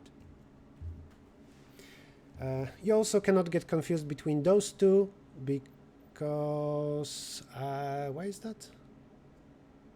So I guess asking from here makes some sense. In a moment we'll figure out why we are not confused between those two. But already we figured that at least in some case it makes sense to ask about distance from 3. Then we anyway asked about distance from 0. And I believe we have now two ways for every new node. Either way 1, ask distance from 0 to I, distance from 1 to I. By 1 I mean this first blue. And depending on that, depending what it is given, you can make an if and ask about a 3 or a b. If something, ask distance from 3 to I, else distance from b to I. 3 and b, it's leftmost and rightmost that we know. Leftmost of those, rightmost of those. So I think this is possible. I didn't do it. I did something simpler, I think. Way number 2 is ask just between 0i and the 3i and the bi. In my solution, I actually don't use this one. Okay, so always those 3. Maybe it's harder to then analyze because you don't know if something belongs to left or right, but it happens to be okay, I think. So I'm going to always ask about distance from those 3 nodes. Of course, knowing distance from 0 happened at the beginning, as not pre-processing, but so that we could sort. But then for every new index I in this order, I will ask about its distance from the rightmost and the leftmost that we know. And I will know 3 distances, and based on that, I will figure out where I is. And there are a few cases, right? On the drawing, it can be here, can be one of those, can be one of those, can be one of those. And you have 2 possibilities of what to do now. One, make a bunch of ifs, a lot of case work, and eventually you will figure out, depending on what is smaller than what, something plus something maybe is equal to the first value, you will be able to figure out the location. But instead, I'm going to make an observation and then make a for loop instead of ifs. So I will not have any casework. Okay, observation. Thanks to the fact that b or 3, the b and 3 are extreme, leftmost and rightmost. How to determine the rightmost and leftmost without node 1? At some point 1 was rightmost, but always there is some current knowledge of mine about those green things on the left from 0 and blue things on the right from 0, including 1. Initially 1 might be rightmost blue.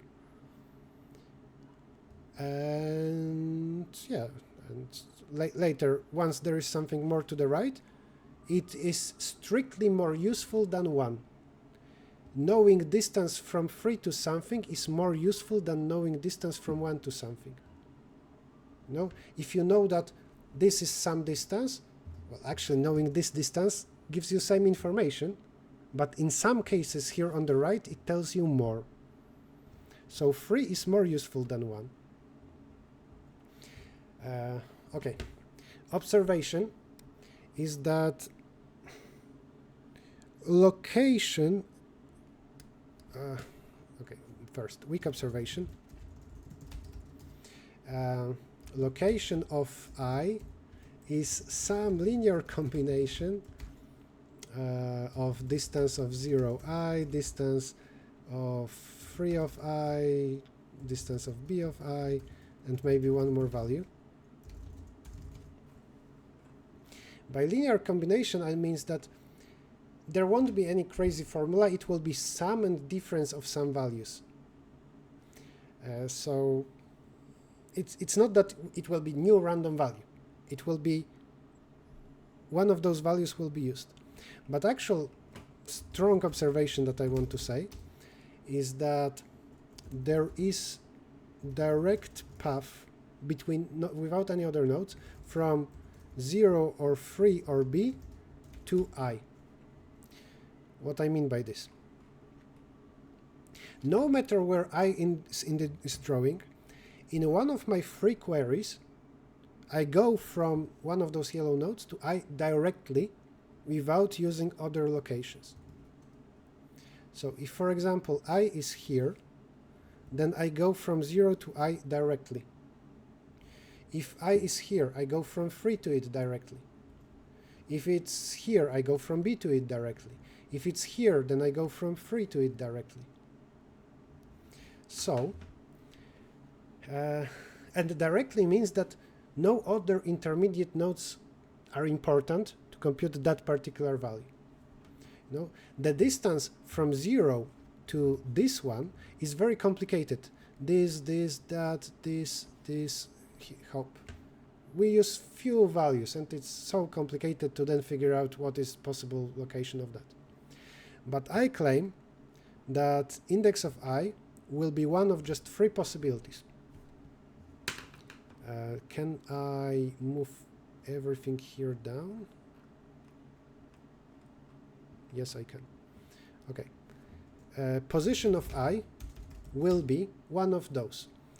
Position of B plus the distance from B, or position of 0 plus this, or position of 3 minus the distance.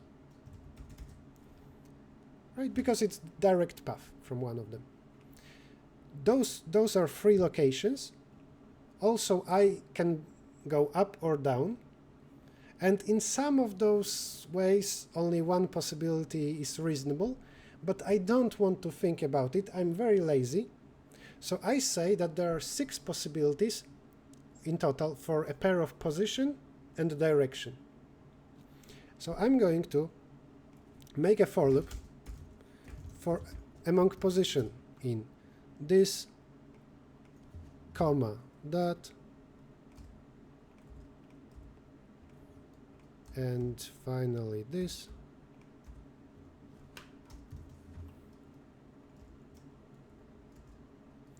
Okay, so this is my first for loop.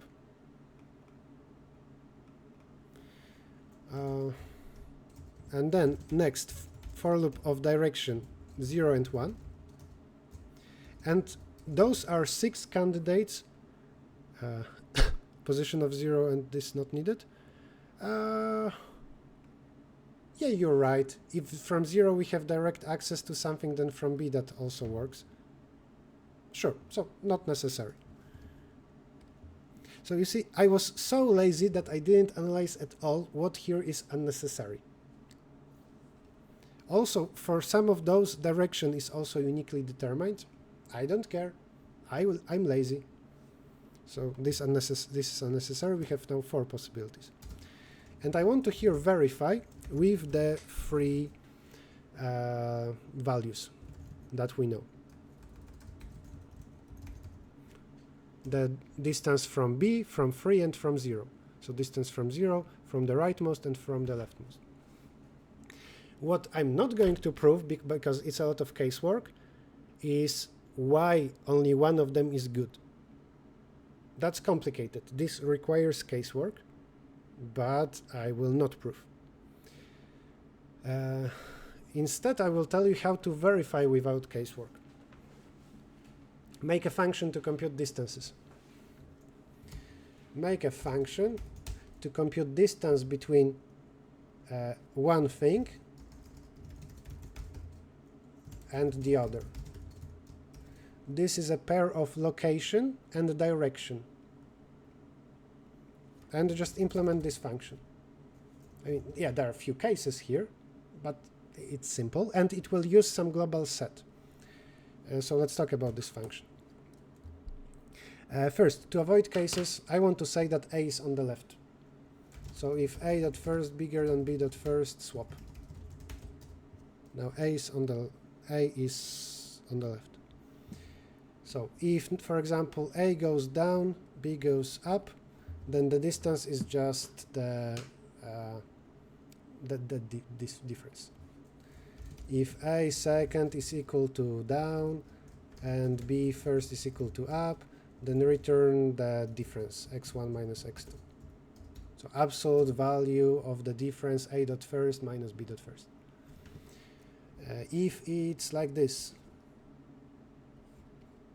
then you need to go here, there, up, then here and down.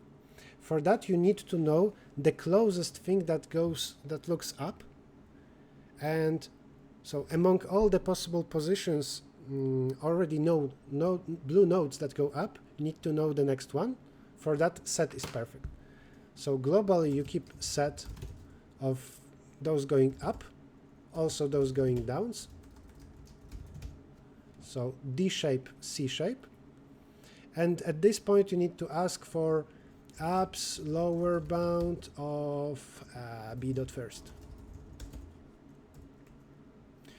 You need to use this to get this position. If this doesn't exist, return infinity. And infinity will be treated as something invalid. We know, we already analyzed that for sure. Wait.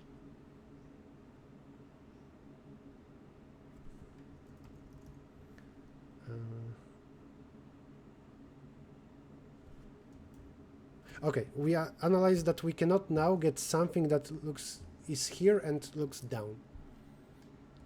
So if this would mean that you look down and you're after the last blue that goes up. So for sure there will be at least one blue on the right. So ask for this. If this doesn't exist, then return infinity, something that will be not equal to what we want.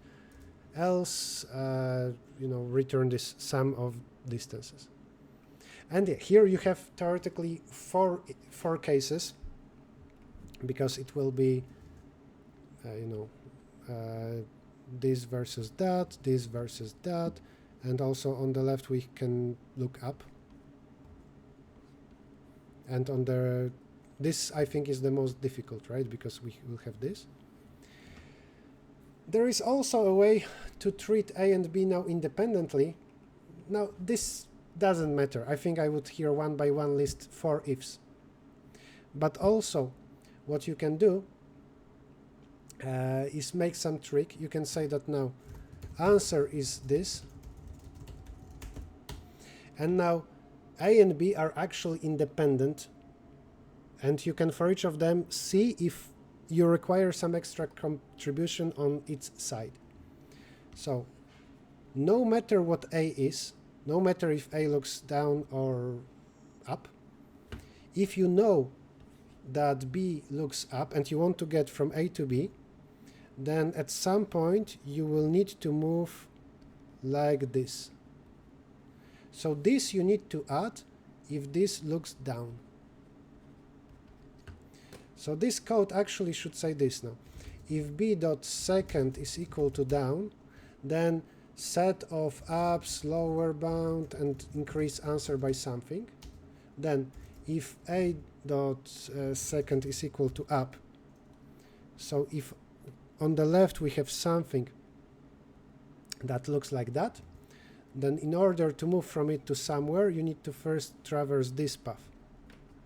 So here we will, among downs, we will use lower bound, and then iterator minus minus, and then answer we will know by what to increase.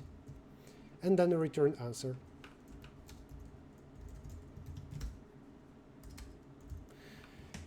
To be honest, I think it's perfectly fine to do the 4 ifs, but that's slightly shorter. How can we be sure that we already found the necessary paths? So this was analyzed, let's say here. Yeah. I proved that thanks to sorting by distance of 0 to I, we visit nodes in such order that intermediate nodes, those closer to us, are only earlier. Actually, I proved that I talked about it out loud only for node 0, but you can see how for other nodes the situation is same. I agree that I didn't prove it 100%. You need to also analyze for this current leftmost and rightmost what is happening.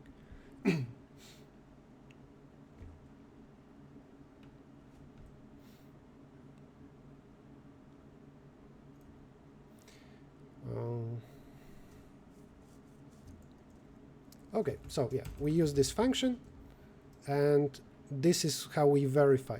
For those three nodes, 0, leftmost and rightmost, so leftmost down, rightmost up, we check if the distances agree, and if so, we say this is the location and direction of this new node. If you go to the official editorial, you will also not see a proof, but what's worse there is that they describe the same solution, but without those for loops, and instead they just use ifs, a lot of ifs, and they don't describe all of them. But if it's possible to do it, and if it's possible in the intended solution to do a series of ifs, that's also a proof that this logic is correct, because also they use only those three values to figure out the location of new node.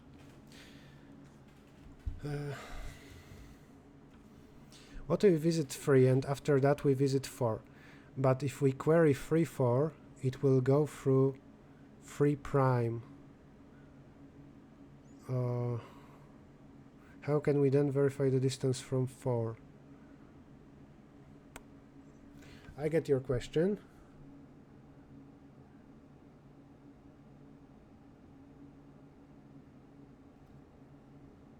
That's a very good question. I think you found an issue in my solution.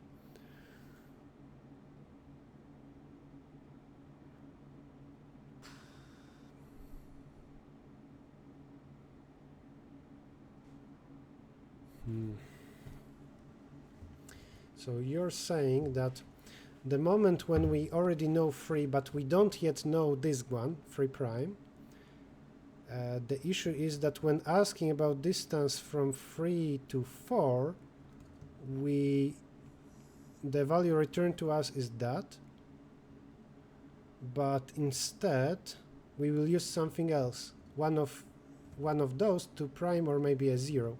So possibly my code will use this value. So we do need an if for that, for sure.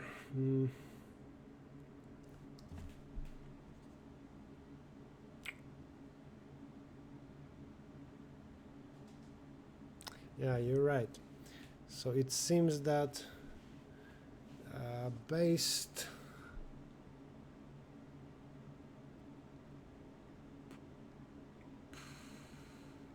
also, is that the only issue? So after we know those, are we correct at asking for distances to, let's say, this? From the left going, we will go through 3, from 3 we will go directly.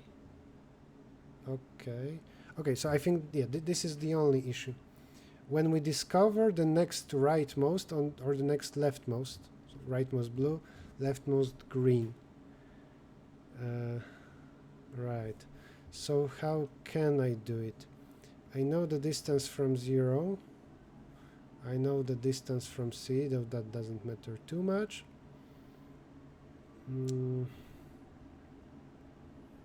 I don't yet know 3 prime, but I'm given some value. From 3 it will be nearby.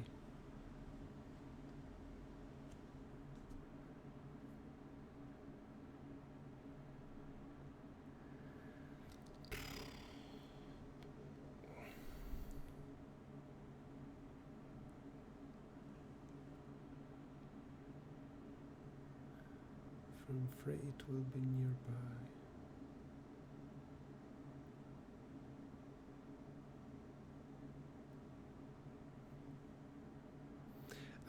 I'm tempted to say that if our for loop will not find a solution, then we need some simple if to decide.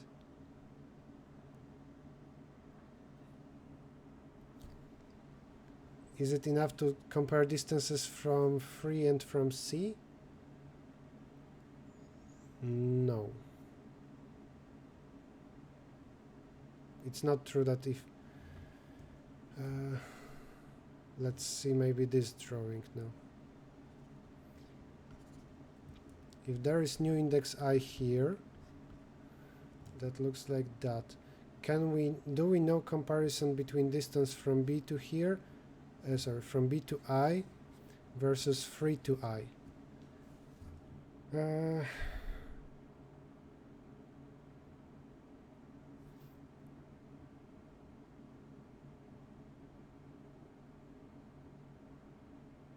No, we don't.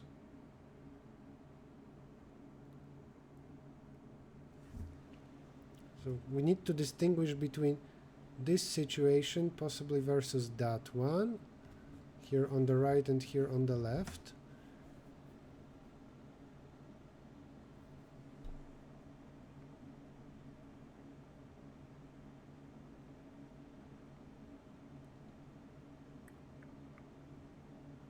And we know the distance from 0, which helps a little bit. But from B we don't know that. I so much hope that we will not have a single ugly if. Okay, I'm suggesting something. To check if it's on the left, I'm going to I know already the distance from 0 to it, the correct distance. And I also know the distance from 3 to it. So I know at least one blue, so I know this. I know that distance as well. So we have a valid location. And then B will not agree. Versus if it's on the right and we cannot compute it correctly, then from 0 it will be correct, from B it will be correct, and from 3 possibly it's incorrect. From 3 here it's incorrect, here it was incorrect from B. Okay, so I'm not 100% sure about the correctness, but I'm taking a guess at the easiest possible fix. If this didn't succeed, then we need to choose the option that had fewest errors, fewest mismatches, and that mismatch, no, that's so crazy to say. Oh, sorry.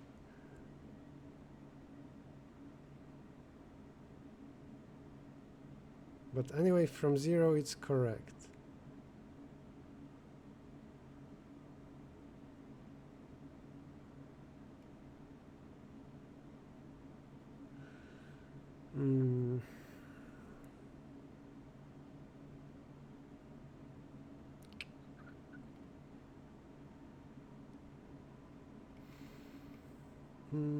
Maybe it might work if you get some other random known values to take one with the smallest number of mismatches over all these values.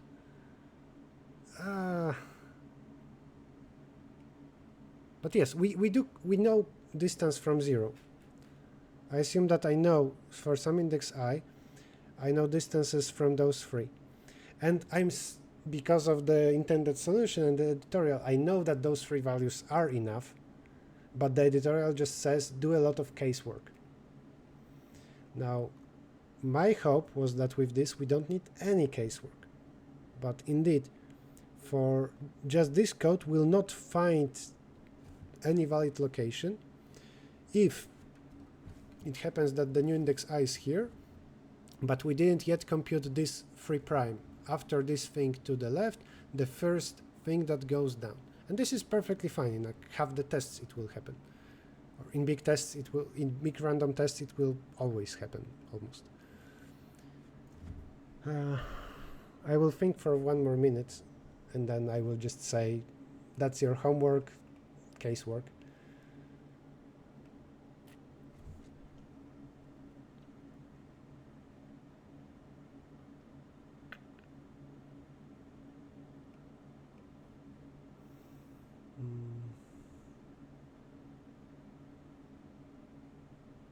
I don't think that distance from 0 helps too much, because distance from B works in such a similar way.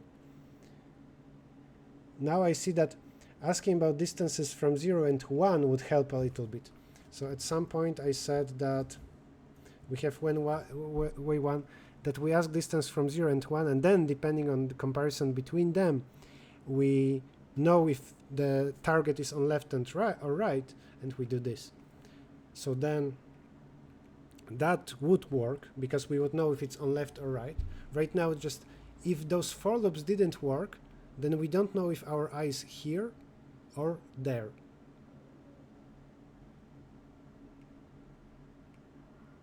So we might have two candidates. One of them agreed, so the one here agreed with B and 0, and the one here agreed with B0 and 0, 3, and didn't agree with B because of missing this. So B isn't correct because of that. 3 isn't correct because of that. So anyway, they both agree with a 0, and they do not agree with B versus 3. I'm now very worried about the possibility. Again, the intended solution suggests that it's not the case, but maybe those two candidates will seem equally good. One of them doesn't agree with B, one of them doesn't agree with 3. And I was tempted to just compare with 3 versus B, and the bigger distance is something, but that doesn't work. 4 times n. What is 4 times n? If you go with way 1, after asking 0 and 1, you compare either with 3 or with B. In our way, the one that I'm describing, we ask from 0 and from the two extreme, 3 and B. This is 3 times n, this is also 3 times n.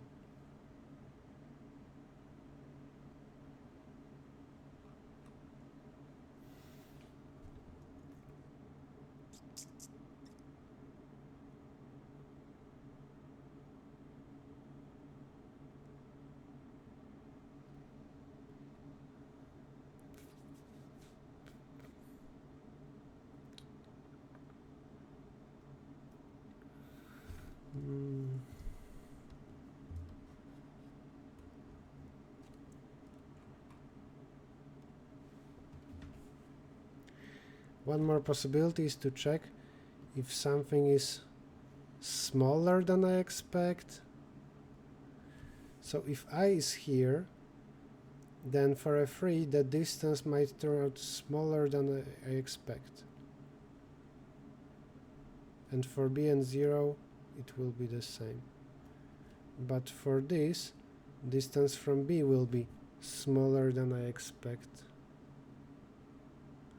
Is it possible that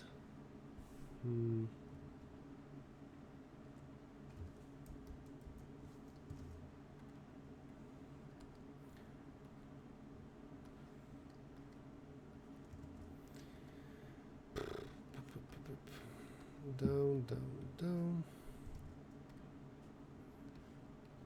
up, up, up. So from this one, which was called B, I'm given information that there is some distance 20, and let's say that this is 20, and let's say that possibly also this is 20. Is it possible that also, I mean, it's not impossible, it's not possible because otherwise the intended solution wouldn't work.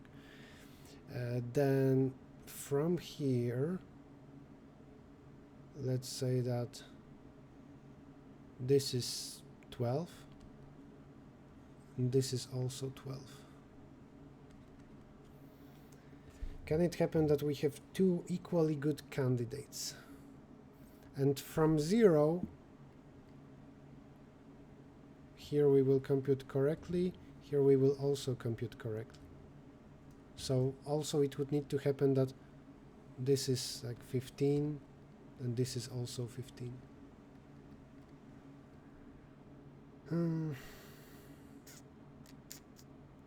There needs to be a contradiction here on the drawing, but I think it's hard to find it.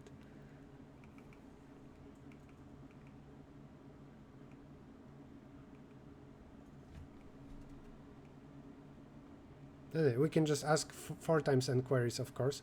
We can ask from 1, and this will easily determine if something is on the left versus on the right.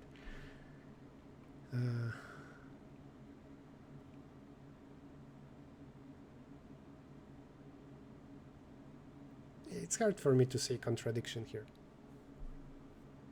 If I don't find a proper solution to that, I will just move on to the next problem, and later in Discord I will tell you what I found to be the easiest fix.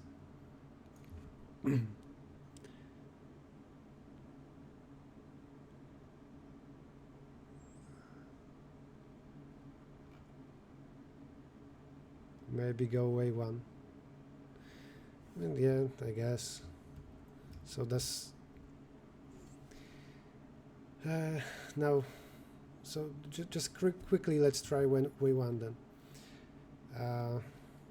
I didn't think about it at all. So way 1. After choosing the minimum, we know where 0 is, we know where 1 is.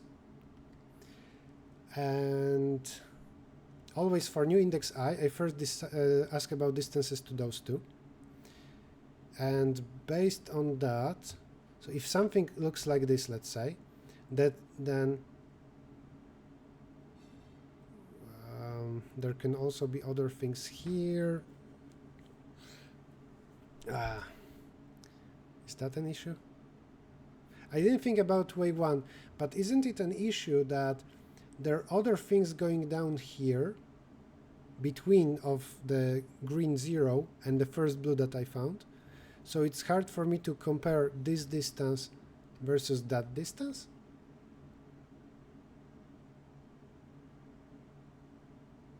And yeah, like Edu is saying, I agree. From 0 leftmost and rightmost, you can get 100. But this way might be an alternative that happens to be possible and easier. I don't know. I'm worried about way 1 because of this. I don't think it's that easy to decide left or right, but I can believe that that's also a way to do it.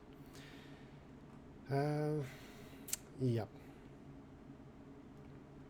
Okay, so to finish the solution to Rail, I claim that here we should do something, and depending on that, we will say that the solution is that it's on the right here, and that would be position of B plus distance of BI, and it goes up. Else it's position of 3 minus the distance, and it goes down. So if something happens, we verify it. So if works, then stop, return or whatever. If this didn't work even once, then I'm sure so I'm 100% sure that it can be done with an if, otherwise the intended solution wouldn't work. Those 3 distances that we found, they are enough. I don't know how to do this if right now. Later I will tell you in Discord what we should put here. Still, once this is figured out, this is a very short code. The solution is simple. We ask from 0 to everything else. The closest one we call the blue one, and we start by saying this is leftmost, this is rightmost. Then other indices sorted by distance from 0. For each of them we do this. We ask for distance from 0 and the current leftmost green, rightmost blue. At the beginning it can happen that leftmost green and 0 are the same node. That's okay. Analysis is different, but the code still works. And among those 3 positions, actually just 2, and the 2 directions, we check if all the 3 distances are okay. If so, that's it. This is the combination. If neither of those things worked, then you're either here or here, and there needs to be some if to distinguish between that. I don't know what that if is.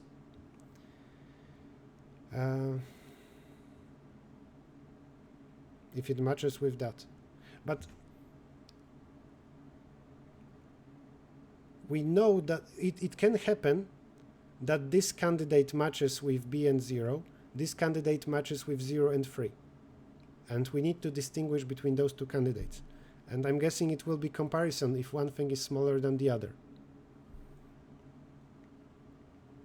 So this will be some kind of inequality, I think. I don't know what. So sorry about not being able to say this last line. And that's it for problem rail. So do final if for rail in Discord later. But now we will move to problem wall. Everybody who knows lazy propagation, you can go. Tomorrow we will do second day of IOI 2014. Again, use Codeforces or oj.uz. Same time we will do analysis. In the meantime, today in the evening, see Discord for a vote on lecture. And now we will do wall.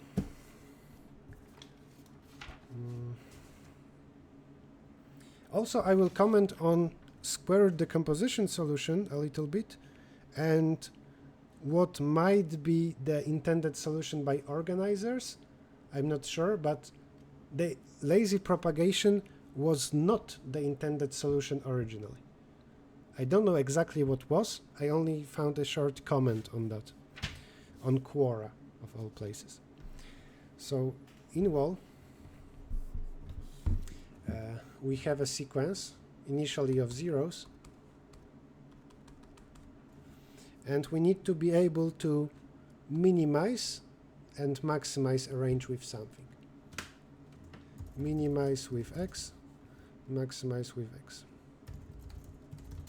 And something very unusual, we need to print the sequence at the end rather than answer queries during the process. And that's very strange. This suggests an offline solution, something that goes, for example, for a sequence from left to right. So this means that the organizers didn't mean the lazy propagation to be intended solution. And then there are subtasks. What are they?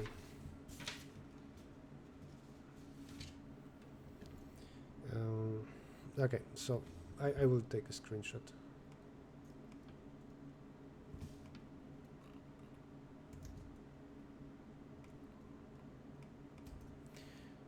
Okay, for first subtask, again worth 8 points.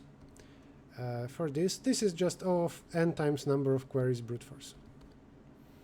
For every query, we just go for corresponding range and we apply the operation. Easy. Nowadays, I don't think you would get 8 points for something so simple, unless the rest of the problem was very easy. Second, all adding phases are before all removing phases. This means that first you can process all the maximizations in any order. So what you can do, there are two solutions for this. Solution one is max segment tree to do all the maximization operations, then reset it. So forget about that segment tree, just have the sequence after all the maximizations, min segment tree. So here you are able to maximize a range with something, here minimize a range with something. And then finally collect the sequence and print it. That's first solution. Solution two is sweep line from left to right, which I think is quite educational, so let's discuss it. This is possible only because there are no queries in between. Okay, with sweep line I will do the two phases separately. This is still subtask 2, so it's not, we're not solving the full thing, but maybe this can be also done for the full task. How do we do the first solution for second subtask? Segment tree gives us max of a range. Well, by max segment tree I mean maximization segment tree. So this can mean two things. So here specifically I mean that let me explain that. This is a segment tree that the only thing it can do is maximize a range with something. And the way to do it is start with zeros, build a segment tree, and when they tell us maximize this range with a value 7, what you will do is do the normal segment tree code, and the nodes that you will visit, just maximize those nodes with 7. So for this range, we would touch this node and this one. Each of those, we would say tree of this ID is equal to maximum of tree of ID, comma 7. You do that for each of logarithmic number of nodes that you visit, because the range is equivalent to those nodes. What then? Okay, so you just do this for every query of maximizing a range. And then once what you do is for every index, to know what should be there, you visit this path and you read the maximum from there. So maybe here is 7, here is 7. But at some other time, this node got an 8. So when at this index you read the maximum from here, it should be 8. Because at some point, somebody apparently increased this range up to 8. Yeah. So you do this first phase with segment tree like this, that is able to maximize ranges. Then you restart it, so you for every index, for every leaf, read its value by getting maximum in the path to the root. This also can be read top-down linearly instead of n log n, but whatever. Total time complexity is n log n in either case. Then you reset it and you do the same for minimum segment tree, where initially you can put the current values in the leaves. Everywhere else starts as infinity, and then when there is minimization of range, then you run your recursion or iteration, and there will be few nodes that you minimize with the value. And then to print the sequence, for every index you ask for minimum on the path to the root. Okay, then sweep line. We have our sequence, and there is information that this should be maximized with 7, this should be maximized with 8, this should be maximized with 2, and so on. And this with F3. You can imagine a sweep line that goes from left to right.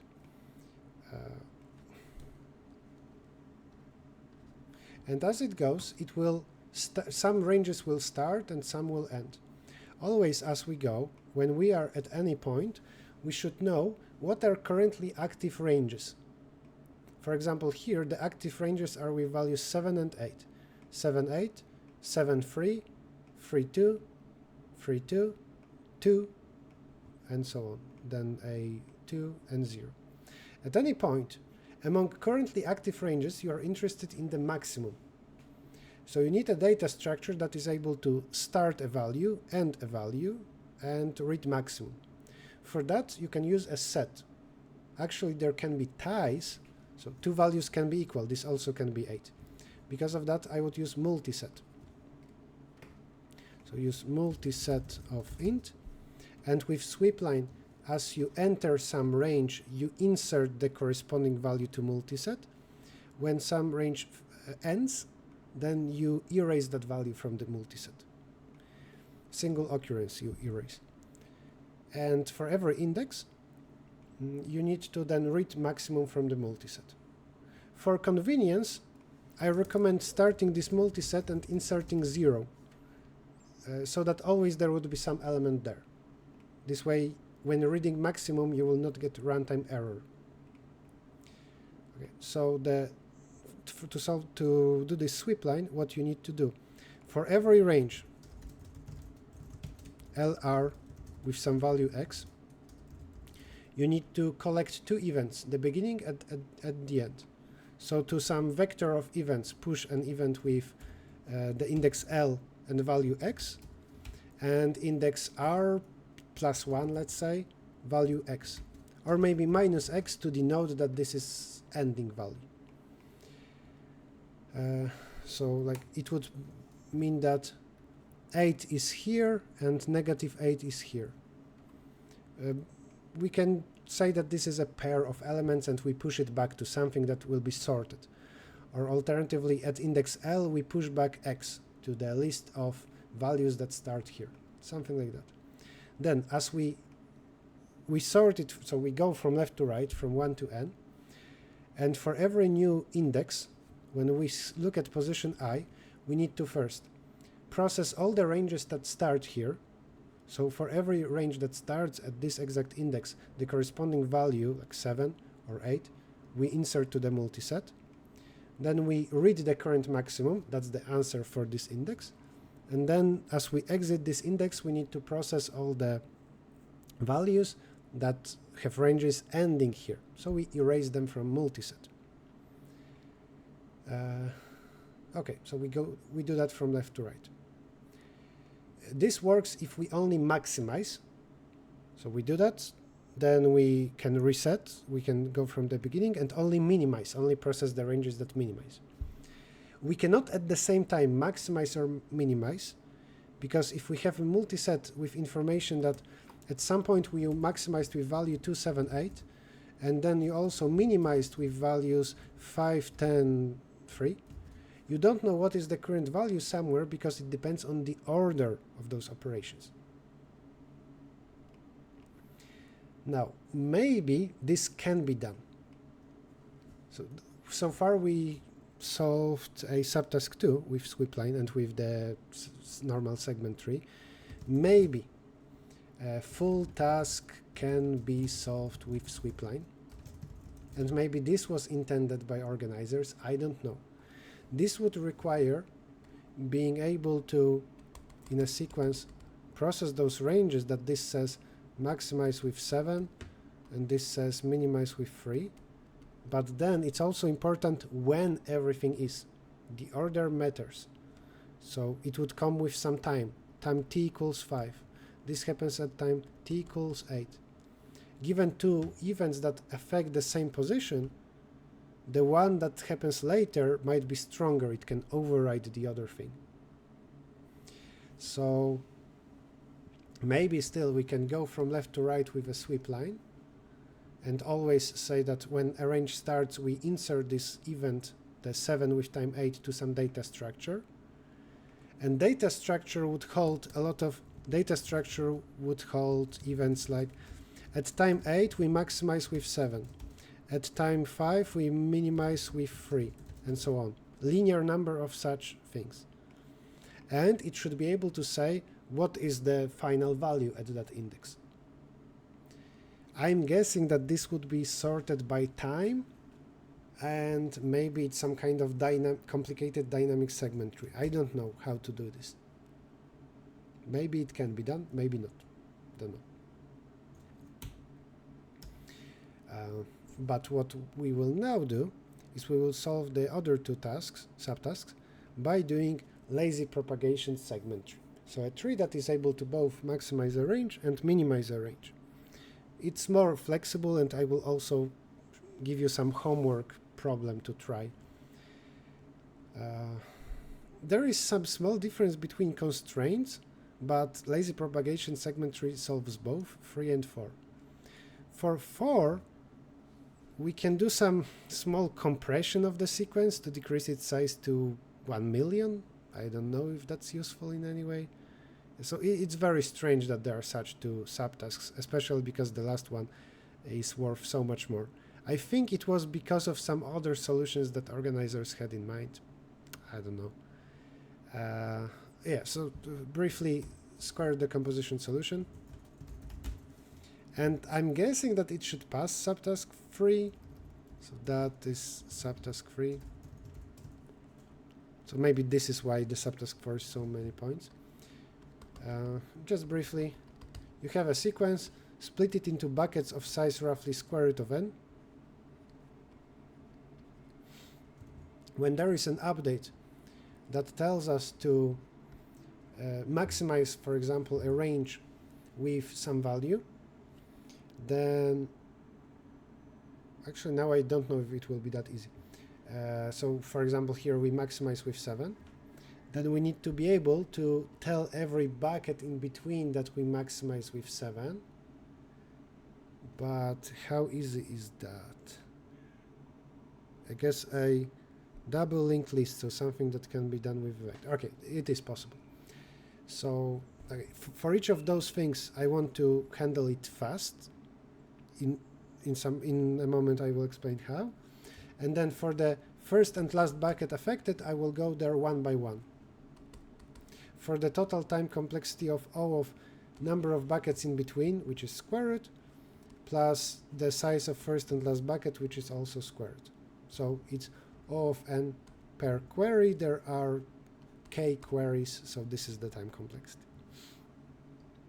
For those buckets, there are some numbers there, like let's say 5, 1, 3, and they might tell us minimize those values with 2, or maximize them with 2, with 4, something like that.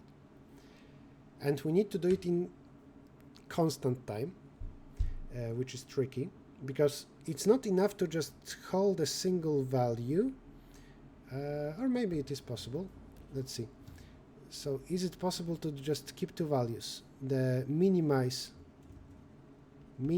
equals to something, initially infinity, and maximize equals to something, initially 0, or negative infinity. When we maximize with something, we raise this value to that amount. When we minimize, we decrease this value to that amount. If we minimize again to something below maximum, so we now minimize everything here with a 2, then we change it to 2, and we also change this to 2. Alright, so that seems possible. Yeah, then in constant time, maintaining those 2 values, we can update the whole block. It ends up future moment, if we have a query or update that partially touches a block, then we first go one by one through all its elements and we apply this, and only then this prefix or suffix one by one go and change those elements. When we do that, also we again change minimization to infinity and maximization to 0. So that's a squared solution, this time complexity. It should have a good constant factor, so I think it should pass, but I don't know. I also don't know if this was intended. The limit for k is quite big, so I cannot be certain. K was up to 500,000 here, so a lot. For n up to 500,000 and k up to 100,000, I would feel better about this brute force. Okay, and finally, lazy propagation. As a rule of thumb, lazy propagation segment tree is required when two different things, two different range events. Usually, we ask a range for some query, and also we ask range for update. So often you will hear range update, range query. If that happens, then you usually need lazy propagation. So increase the range by something and get the maximum in a range. There are different combinations. So, for example, increase range LR by X and get max in range LR. That's a perfect example of a problem where you need to use lazy propagation. There is one combination that is impossible. Actually, it's very difficult. It's where we maximize range and we ask for the sum. This is so-called segment tree bits. And that's just, let's say, very hard modification of lazy propagation. You don't need to know it. If today you don't know lazy propagation, then in coming IOI you don't need to know segment tree bits. It's too big of a level difference.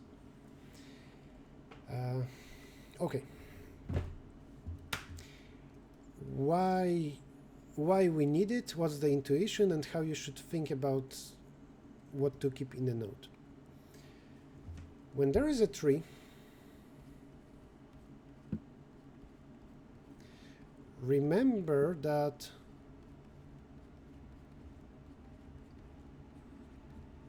as a general rule in segment tree, query or update for the whole range from 0 to n, or this, assuming that n is a power of 2, must be done in O of 1 by just touching the root. This thing will often help you in figuring out if something is possible or not. So, if you want to maximize everything with 7, it usually means that you shouldn't go down to those leaves, but you are only allowed to touch the root. If you want to get maximum in range LR, if you want to get maximum everywhere, you're only allowed, according to this rule, touching the root. So it means that some such value needs to be here in this node. Also, this node needs to store something that is able to increase everything below. By the way, this rule does not apply for segment tree bits. That is an exception. There are some problems where amortized time complexity happens in a different way. Right. So this node should be able to store information like, oh, I got a +7, and in some way it's applied everywhere. In the future, when we ask for maximum, I will keep solving this problem basically. In the future, when we ask for maximum in some shorter range, the +7 needs to apply there. Also, when maybe earlier somebody added +7 only here for some nodes, +7, +7, the root must know about it already, because when we query the maximum in the whole range from 0 to n-1, the root must store that information. So at least what we store there is the maximum and the value that we should increase below. And we'll call this increase lazily.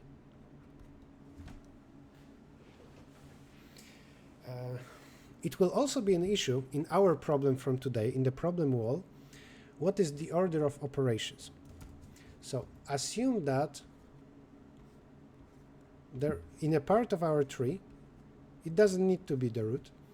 Here is information maximize with 7, and here is information minimize with 3. Depending on which operation happened first, a different thing should apply to actual nodes. What is the final value of this node? If first we minimized, then we maximized, then this is 7. If first we maximized, then we minimized, then this is 3. So, strange. But also, if we first maximize and then we minimize, then actually this value kind of destroys that one. I will say it again. If first we maximize and then second we minimize this root, the root, then it would be correct to destroy that value, to say, oh, forget about it. Change this to infinity or 0 or something. But that's not allowed, according to our rule. The rule said, when there is query update for the range, the whole range, for the root, we need to handle that in constant time in the root. We are not allowed to go down, right? What if this was somewhere even later? Sometimes it's possible to do it and explain some amortized time complexity, but not always.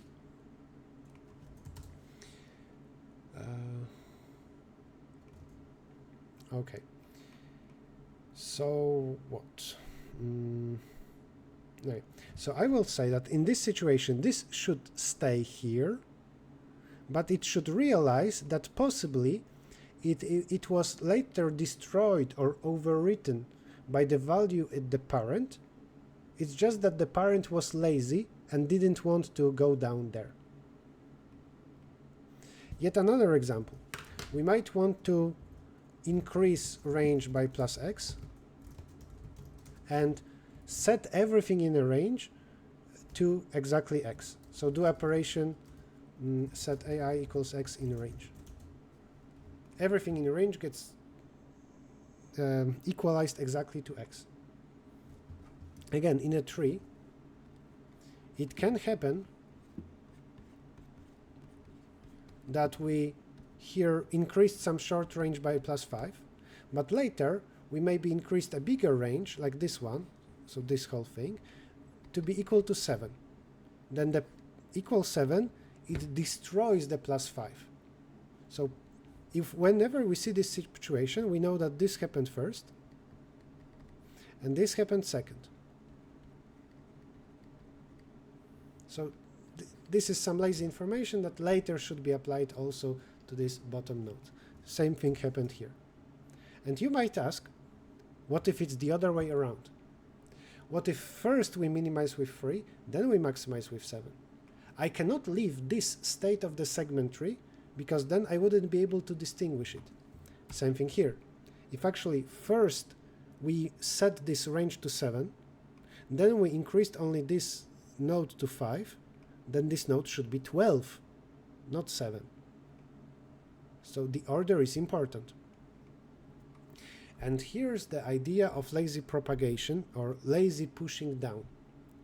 Whenever in the future we visit a node that already contains some information, some lazy information that is supposed to apply to children and everything in the subtree, we will copy it to both children and we will destroy it here.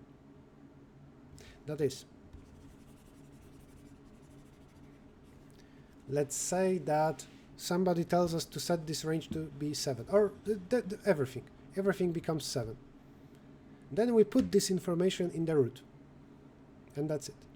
But later, somebody wants us to increase this range by +5. Lazy propagation always requires recursion, so we always implement recursion. And as we go from the root towards nodes that are responsible for this range, this information we will always copy to children. Not exactly copy, we will apply it to children. We apply it here, we apply it here, and then we destroy it here. It's not anymore here. Then we need to increase this range by +5. So now we got to this node. It corresponds to this range, so we can apply +5 here. Either we put it on the side as second variable, or we can modify value 7 to 12 here. That's equivalent. Okay, maybe later somebody tells us the full range increased by 2. Okay, +2. Just put it in the root. Later somebody tells us, hey, get me the value of this node, the leaf. To get it, you start from the root. When you see some value here, some lazy value to be applied to children, you copy it to both children and you apply it there. In this case, 7 increases to 9, 12 increases to 14. Only then you go recursively down to this child. From this child you want to go to this one. So what you do, even though you don't actually need to, you copy this information to one child, to another child, and you remove it from here. And you are here, you read, 14. Later somebody tells us, I don't know, increase this range by +5. So what we do is we start from here. Any information from there we would copy to both children and we would destroy from there. And then we go here, we apply +5. And that's it. This is the current state of the segment tree. And we might be confused looking here. Well, actually, because of this operation and this operation, we don't know what happened first. If first it was equal 14, and then +5, then value here should be 19. If it was first +5 and then equal 14, the value should be 14. But we know if we first did this and second we did this, that doesn't make sense, because second, when moving through this node, we would push this value down to children. So that's not possible. For sure, this is first, and this is second. And if you're ever confused about this and you don't remember, just think about the root itself. There can be a lot of things happening in the tree, and then somebody can tell us that in the tree we apply a new operation, equals 4. This applies to everything below. Then when you see this tree, what you know is, if there is some operation here, it means it just happened and we were lazy to push it down. So this is something that applies last. When we copy it to children, we overwrite those values in this case. Plus 5 just changes into equal 4. Equals 9 also gets overwritten to equals 4. On the other hand, if this was, let's say, plus 4, then plus 4 copied to the left would be equals 13. Copied to the right, it would be plus 9. Okay, applied.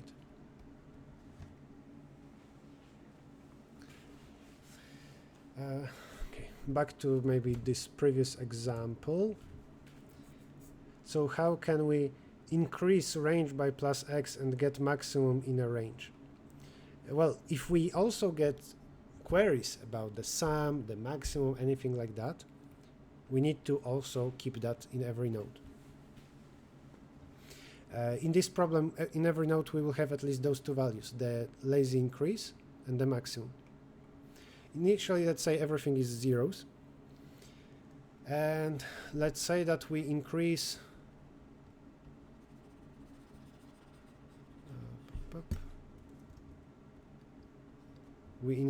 some range by plus 5. So in this range we do plus 5. It will apply plus 5 here and plus 5 here. Now, we are not done yet. Remember about the rule. When somebody queries later the whole range, we need to do it in constant time by just looking at the root. The root needs to have the information that the current maximum is 5. And so does every node in this tree needs to have information about stuff below. And nodes for which maximum is 5 is this one, but also this one here, this one here, this one here, this one here. And those two that actually contain plus 5, it's not necessary, but whatever. So for those nodes, we need to have 5. How do we achieve that? As we do our recursion, when we stop, before the recursion ends, we need to, for every node, just say that it's a merge or maximum of 2 children. So we have a recursive function that does something. It will do some logic, go down to children, do some logic, and then always it will do this node equals merge of left child and right child.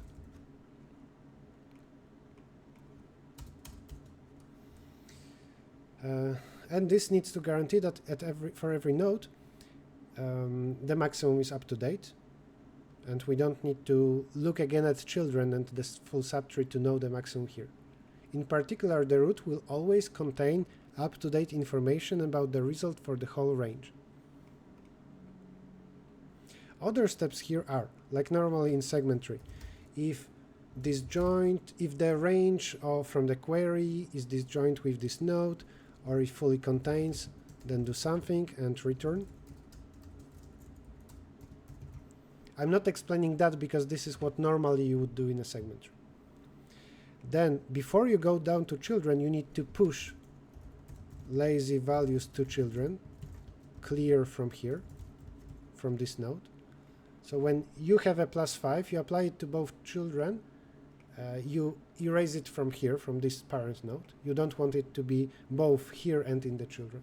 You go down to children, so for each of them you run recursively, and then always you need to apply this step.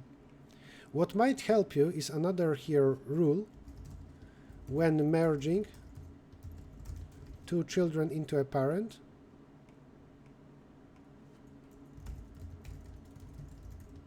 The parent doesn't have any lazy values. That should always be true, which simplifies merging. And why is this? Because before we merge, and before we go recursively to those children, we push lazy values to children. So it's a nice simplification that at any point when you try to say, oh, there is my left child with maximum equal to 5, there is my right child with maximum equal to 7, but also I have here some old value maximum that I need to update, and I have the lazy increase equal to 2. I need to increase everything below by 2. Should I apply it or not? Doesn't matter. It's guaranteed that when you try to merge, the increase should be 0. You need to guarantee that when doing this step.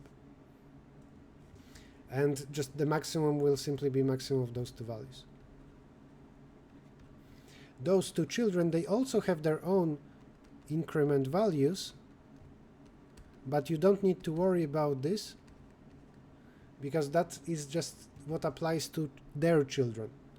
You, the parent, don't care about lazy values of children.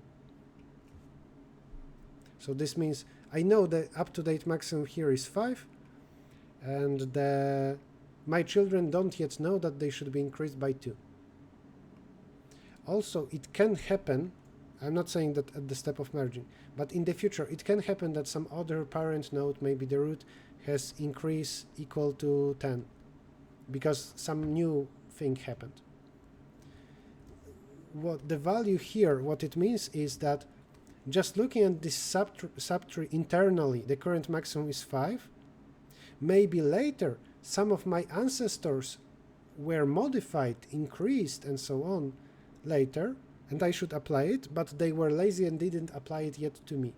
But I know when I ever go recursively here, when that happens, before I read this value, a new update will be pushed from above to me, and that will increase. So increase 10 would increase me from 5 to 15, and this from 2 to 7. Sorry, from 2 to 12. Because now I know apparently this is new maximum, and this is new value, how much children should be incremented. And when finally I push these two children, both children will get plus 12, and I will change this to 0. Plus 12, plus 12. When in a leaf you have this value, you don't need to do anything with it. This value in a leaf is useless, because its only purpose is my remaining subtree below, what information it should still get. The information that we increase by plus this. Okay. Any questions right now?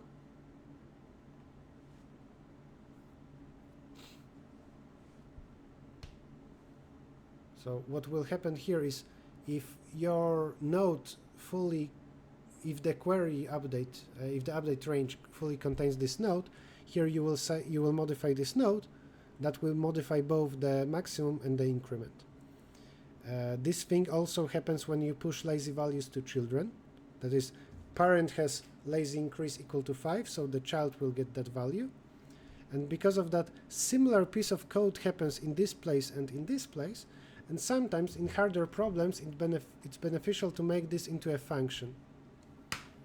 So you might have a node function increase by x, and this thing will, in this problem, it would just increase your maximum and your lazy increase by value x, because both here and here you modify a node, the current node, and here the children. Right. How do we solve this problem wall? We have a node where in a node we have the minimization and maximization, initially equal to infinity and 0, or negative infinity, and we do lazy propagation. So whenever we recursively try to move from node to its children, both values from here we apply it to the children, and then we reset them here, so we change this to infinity and to 0, and yeah, that's it. At the very end, to read the value from sequence, you need to run, you don't read them from leaves. you run one big DFS from the root, so that everything would be pushed down and down, so that you would read every index, every leaf. This is, so you have this per node, you apply lazy propagation, where is it? Okay, you apply lazy propagation like that. So if current node in recursion is disjoint from the update range, you return. If it contains, then you modify this node accordingly, like in square decomposition, that is. When we have those values, when we minimize with x, what we do is mini is equal to mini and x. Oh, strange. Maxi also gets minimized with x, right? If we maximized with 7, then we minimize with 3, then it becomes 3. Yeah, similar thing when we maximize. I wonder, by the way, can I here say this? Whoa, there is LaTeX here. I didn't even know. I wonder what did I hit on my keyboard to do that. But also frag doesn't work, so it's not fully LaTeX. Okay. Now for a homework problem regarding that, CSES has some range queries, and there is, let's see which one it is.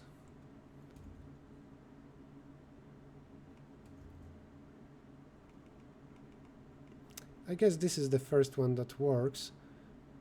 Prefix some queries. Anything more direct? No.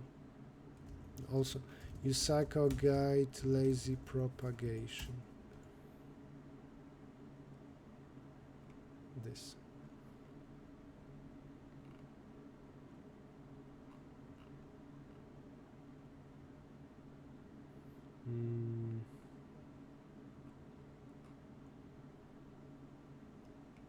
Okay, so your links related as lazy propagation homework.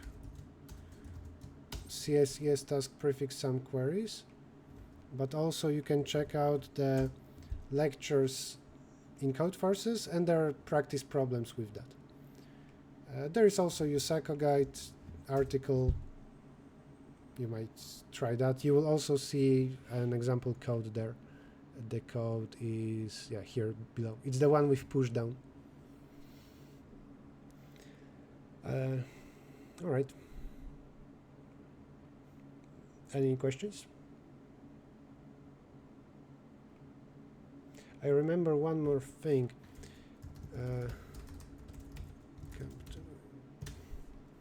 In the past camp, I think it was 2 years ago, I talked more about what we can store in segment tree node.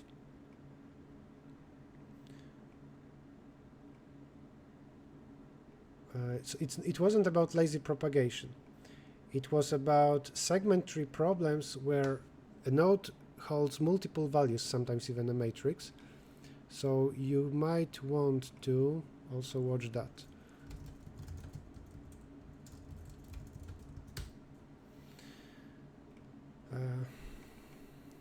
Yeah. And now that's it. Tomorrow it's IOI 2014 day 2. Analysis again at this time in Poland. If you haven't already, go to announcements and put your score in the spreadsheet. The purpose of that is so there would be some competition between you. You would feel like even if your scores are bad, it's still something. At least you're practicing. And yeah, if many people will ignore that, I will try to be more strict about it. Any questions? Anything? Suggestions?